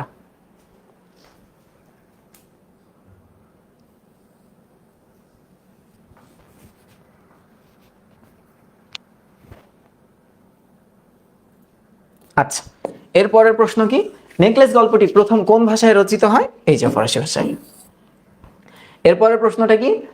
নেকলেস রচনায় খ্রিস্টান নারী মিশনারি দ্বারা পরিচালিত স্কুল কোনটি? বেগম রোকেয়া বিশ্ববিদ্যালয়। এটা হচ্ছে কনভেন্ট। এটাকে বলা হয় কনভেন্ট। এরপরে কোয়েশ্চেন কি? নেকলেস গল্পে ও রক, এই যে আমি যে খুঁটিনাটি পড়াই অনেকে তো সেইতে মেটা যায়। এই প্রশ্নটা কিরম প্রশ্ন তোমরা একটু দেখো তো। নেকলেস গল্পে এবং রক্তে আমার অনাদি অস্থি কবিতায় যথাক্রমে কয়টি নদীর কথা উল্লেখ আছে? এটা প্রশ্নের জাতের মধ্যে পড়ে। সারা জীবন পড়ছো সমাস, সারা জীবন পড়ছো বাচ্য, উক্তি, হ্যাঁ বাক্য, উচ্চারণ, বানান। প্রশ্ন আসছে কি এরা? এখন তোমরা মাথাটা যদি একটু খাটাও তোমরা অ্যান্সারটা দিতে পারবা। কিভাবে অ্যান্সারটা দিতে পারবা আমি বলি। কারণ আমরা জানি যে নেকলেস রচনায়, নেকলেস, হ্যাঁ নেকলেস রচনায় একটা নদীর নাম আসছে। রচনায় একটা নদীর নাম আসছে, একটা নদীর নাম, হ্যাঁ অনলি একটা নদীর নাম। সেই নদীটার নাম কি? সেই নদীটা এই দেখা যায়? এটা এটা দেখা মনে হয় একটু টাফ না?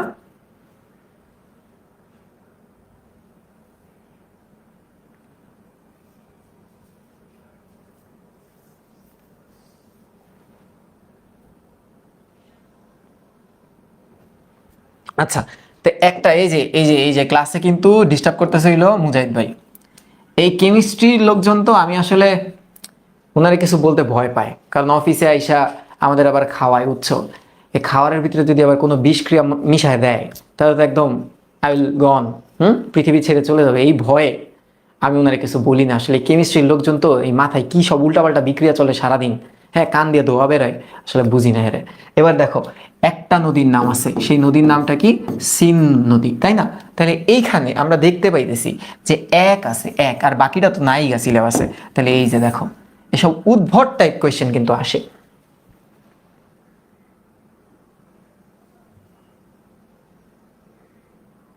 হ্যাঁ, এরপর কি? সর্বদা তার মনে দুঃখ নেকলেস গল্পে কার দুঃখের কথা বলা হয়েছে? এই যে মাদাম লুইসেল, হ্যাঁ কার দুঃখের কথা বলা হয়েছে? মাদাম লুইসেলের কথা বলা হয়েছে। ওকে, এরপরে কি? সম্মান প্রদর্শনের জন্য ফ্রান্সে পুরুষদেরকে কি বলে ডাকা হয়? কি বলে ডাকা হয়? এই যে মাদাম বলে ডাকা হয়। হ্যাঁ রে, পুরুষদেরকে বলা হয় মসিয়ে, পুরুষদেরকে বলা হয় মসিয়ে। আর লর্ড বলা হয় কাকে? লর্ড বলা হয় মুজাহিদকে, লর্ড মুজাহিদ। ঠিক আছে, মুজাহিদ, মিস্টার সানি, হ্যাঁ মিস্টার সানি। ওকে, মিস্টার সানি। ঠিক আছে, আর এই যে মাদাম, মাদামও মুজাহিদকেই বলা হয় মুজাহিদ। ঠিক আছে, এবার আসো।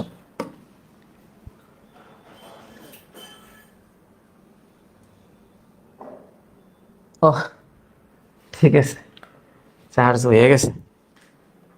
এবার আসো, হ্যাঁ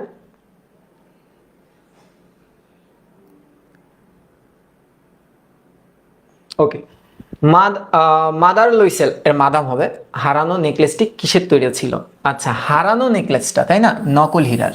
এটা ছিল নকল হীরার। এবার কি বলছে? নেকলেস গল্পে কোন নৃত্যানুষ্ঠানের কথা বলা আছে?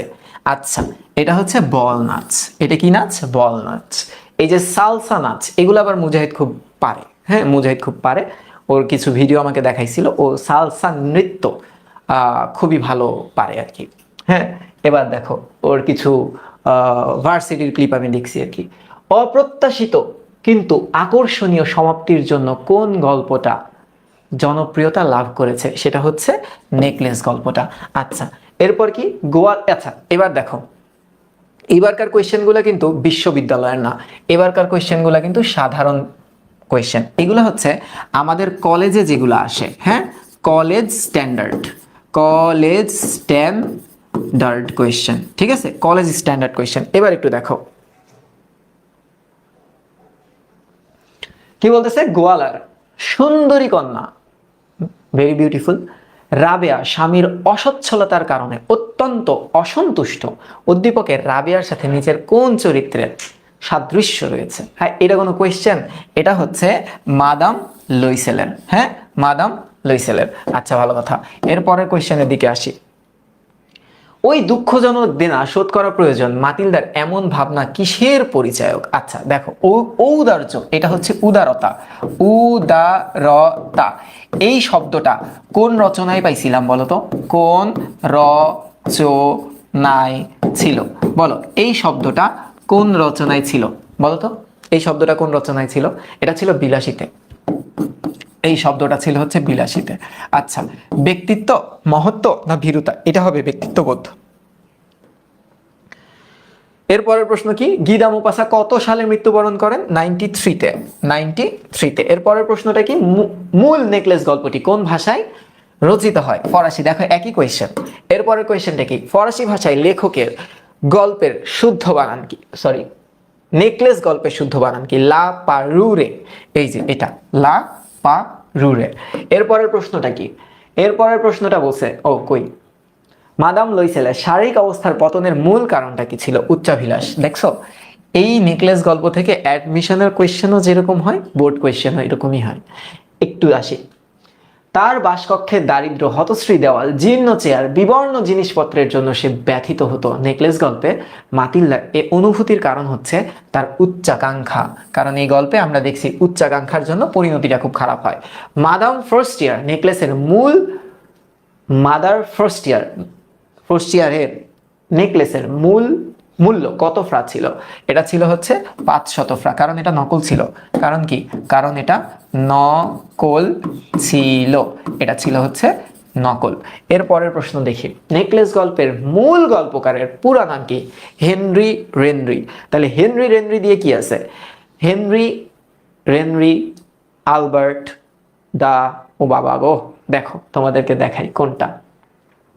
হেনরি রেনরি আলবার্ট গি দা মোপাসা। তাহলে হেনরি রেনরি আলবার্ট গি দা মোপাসা, এইটা হবে আনসার। এইটা হবে আনসার। এরপরের কোয়েশ্চেনটার দিকে তাকাই। স্যাটিন অর্থ কি? এটার অর্থ হচ্ছে মসৃণ রেশমি বস্ত্র। এরপরের কোয়েশ্চেন কি? শৈবাল দিঘিরে বলে উচ্চ করি শির, লিখে রাখো এক ফোঁটা দিলেম শিশির। শৈবাল মানে তোমরা বুঝো, দিঘি মানে পুকুর। হ্যাঁ, তাকে কি দেয়? বলে উচ্চ করি শির, মাথা উঁচু করি, লিখে রাখো দিলাম এক ফোঁটা কি শিশির। এই জায়গাটায় কি কি প্রকাশ পাইছে একটু দেখো তো। অহংকারের দম্ভ, এই জায়গায় এই লাইনে অহংকার কিন্তু নাই, কোন জায়গায় অহংকার নাই। ওরা কি বলছে দেখো তো, উদ্দীপকের সাথে নেকলেস গল্পের বৈপরীত্য প্রকাশ পাইছে কোথায়? পারস্পরিক সহযোগিতায়, সহানুভূতি প্রকাশে। অহংকারের দম্ভে, অহংকারের দম্ভ তো নাই। তাইলে অ্যান্সার কি হয়? এটা হয়, এটা হয়। 1 ও 2। এরপরের প্রশ্ন, নেকলেস গল্পের বল নাচের দিন মাদাম লুইসেল কেমন ছিল? এই প্রশ্নটা কিন্তু খুবই জোস। সুন্দরী ছিল, সুরুচিময়ী ছিল, নাকি হাস্যময়ী ছিল? এটা কোথায় আছে? এই বহুপদী সমাপ্তি সূচক আমাদের কি বলে বলো তো? তোমরাই বলো। যে বইতে তো জীবনে আসে না, বই থেকে প্রশ্ন হয় না, একদম আধ্যাত্মিক লেভেল থেকে কোয়েশ্চেন হয়। এটা কিন্তু বোর্ড কোয়েশ্চেন ছিল। এবং এই কোয়েশ্চেনটা কত সালের? এই কোয়েশ্চেনটা হচ্ছে কুমিল্লা বোর্ড 2016 সালের। এবার দেখো বই থেকে প্রশ্ন হয় কিনা। এভাবে প্রত্যেকটা তোমরা মিলায় দেখতে পারবা। কারণ আমি এসএসসি এইচএসসি 24-এর বেলায় একটা ভিডিও রেকর্ড ক্লাস দিছিলাম প্রায় 40 মিনিটের। ওই ক্লাসটা তোমাদের একটু দেখা উচিত। আমি ওখানে ঢাকা বোর্ডের 30টা কোয়েশ্চেন তোমাদের হচ্ছে ব্রেকডাউন করে দেখাইছিলাম যে কোয়েশ্চেন কি আসলে বই থেকে হয় না বাইরে থেকে হয়। দেখবা সব বই থেকে হয়। এবার একটু আসো, এই কোয়েশ্চেনটার অ্যান্সারটা একটু দেখি, হ্যাঁ, বইতে আছে কি নাই। আচ্ছা, এর পরের পেজেই থাকার কথা, একটু দাঁড়াও। এই যে এই পেজে থাকার কথা। দেখো কি বলতেছে। বলতেছে এই যে কই, দেখো বল নাচের দিন এসে গেল। ওকে ফাইন, বল নাচের দিন এসে পড়েছে। হ্যাঁ, মাদাম লুইসেলের জয় জয়কার, এটার কারণ কি? সে ছিল সুন্দরী, এটা আমাদের অপশনে আছে, রাইট অ্যান্সার। সে ছিল সুরুচিময়ী, এই সুদর্শনা এটা ছিল না, সুদর্শনা এটা ছিল না, সো এটাকে আমি কেটে দিলাম। এটাকে আমি কেটে দিলাম। এরপরে কি দেখো তো, হাস্যময়ী, এটাও তো আমাদের অপশনে আছে। আনন্দপূর্ণ, এটা আমাদের অপশনে নাই। তার মানে অ্যান্সার কি আসতেছে? এটা কারেক্ট, এটা কারেক্ট, এটা কারেক্ট। একদম বই থেকে দিছে, একদম বই থেকে দিছে। এবং তোমরা এটার সাথে একটু লিখে রাখো, যেহেতু এটা পরীক্ষায় এসে গেছে, এই যে সুদর্শনা এবং আনন্দপূর্ণ এটা কিন্তু নাই। এ দেখো সুদর্শনা দেখতে অনেক সুন্দর, আর একটা কি আনন্দপূর্ণ, আনন্দপূর্ণ, এটা একটু দাগায় রেখো। এর পরের প্রশ্নে আসি। স্বামীর ধনৈশ্বর্যে মুগ্ধ নিরক্ষর ও সুন্দরী সালমা নিয়ত নতুন স্বপ্নের জাল বনে। আচ্ছা, স্বামীর কাছে তার বায়নার কোনো শেষ নাই। এক মর্মান্তিক সড়ক দুর্ঘটনায় স্বামী মানসিকভাবে পঙ্গুত্ব বরণ করেন। শিশু সন্তান সহ সালমা দিশেহারা হয়ে যায়। আচ্ছা, বৈসাদৃশ্যপূর্ণ লাইন কোনটা? এটা তোমরা পারবা, এটা নিয়ে চিন্তা ভাবনার কোনো কারণ নেই। নেকলেস গল্পে কোন বৈশিষ্ট্য উদ্দীপকে প্রতিবিম্বিত হয়েছে? এই যে অপরিণামদর্শিতা, এই যে অপরিণামদর্শিতা। কেন অপরিণামদর্শিতা? কারণ পরিণাম জেনে কোনো কাজ হয় না। সে কি জানতো এটার পরিণাম কি হবে? সে পরিণামটা তো জানতো না। দুইটাই অপরিণামদর্শিতা। এবার দেখো, বড়লোক আত্মীয় বাড়িরত যাওয়ার সময় তাহমিদ তার বন্ধুর দামি মোটরসাইকেল ধার করে নেয়। রাতে গাড়িটি চুরি হয়ে যায়। সে বিষয়টি বন্ধুকে জানালে বন্ধু বলে, কি আর করা, যা হবার তা তো হয়েছেই। উদ্দীপকে তাহমিদ নেকলেস গল্পের কোন চরিত্র? তাহমিদটা কে? তাহমিদ কি করছে? তাহমিদ বন্ধুর থেকে দামি মোটরসাইকেল ধার করে, ঠিক যেমন মাতিলদা, হ্যাঁ, মাতিলদা জেনির থেকে, মাতিলদা জেনির থেকে নেকলেসটা নিছিল না? তার মানে অ্যান্সারটা কি হবে? মাতিলদা। হ্যাঁ, মাতিলদা। আচ্ছা, উদ্দীপকের তুলনায় নেকলেস গল্পের পরিসমাপ্তি অধিক কি? এইটাও একেবারে হুবহু বইয়ের কোয়েশ্চেন। দেখো কিভাবে বইয়ের কোয়েশ্চেন। তোমরা একটু একেবারে গল্পের শেষে আসো মিলাই দেই। এই যে গল্পের শেষ না, সরি, এই যে দেখো গল্পের শেষ না, এই গল্পের শেষে এখানে আসো। ঠিক পাঠ পরিচিতির লাস্ট লাইনটা তোমরা একটু পড়বা। হ্যাঁ, পাঠ পরিচিতির লাস্ট লাইন মোস্ট ইম্পর্টেন্ট একটা লাইন। দেখো গল্পটাই কি বলছে, যে অপ্রত্যাশিত কিন্তু আকর্ষণীয় সমাপ্তির জন্য গল্পটি বিপুল জনপ্রিয়তা লাভ করে। এটাই কিন্তু আমার বলতে পারো যে magic line, most important line, most important line, তাই না? তাহলে এবার অ্যান্সারটা একটু মিলাই।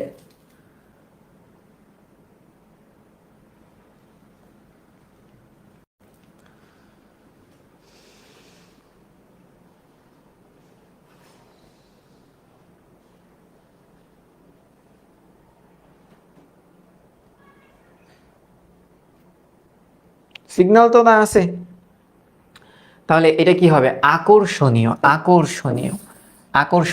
অপ্রত্যাশিত তো নাই, এটা তো প্রত্যাশিত দেওয়া। হ্যাঁ, অপ্রত্যাশিত কি আছে? নাই। এরপরের কোয়েশ্চেন কি? ও ধন্যবাদ। তাহলে ধন্যবাদ সবাইকে।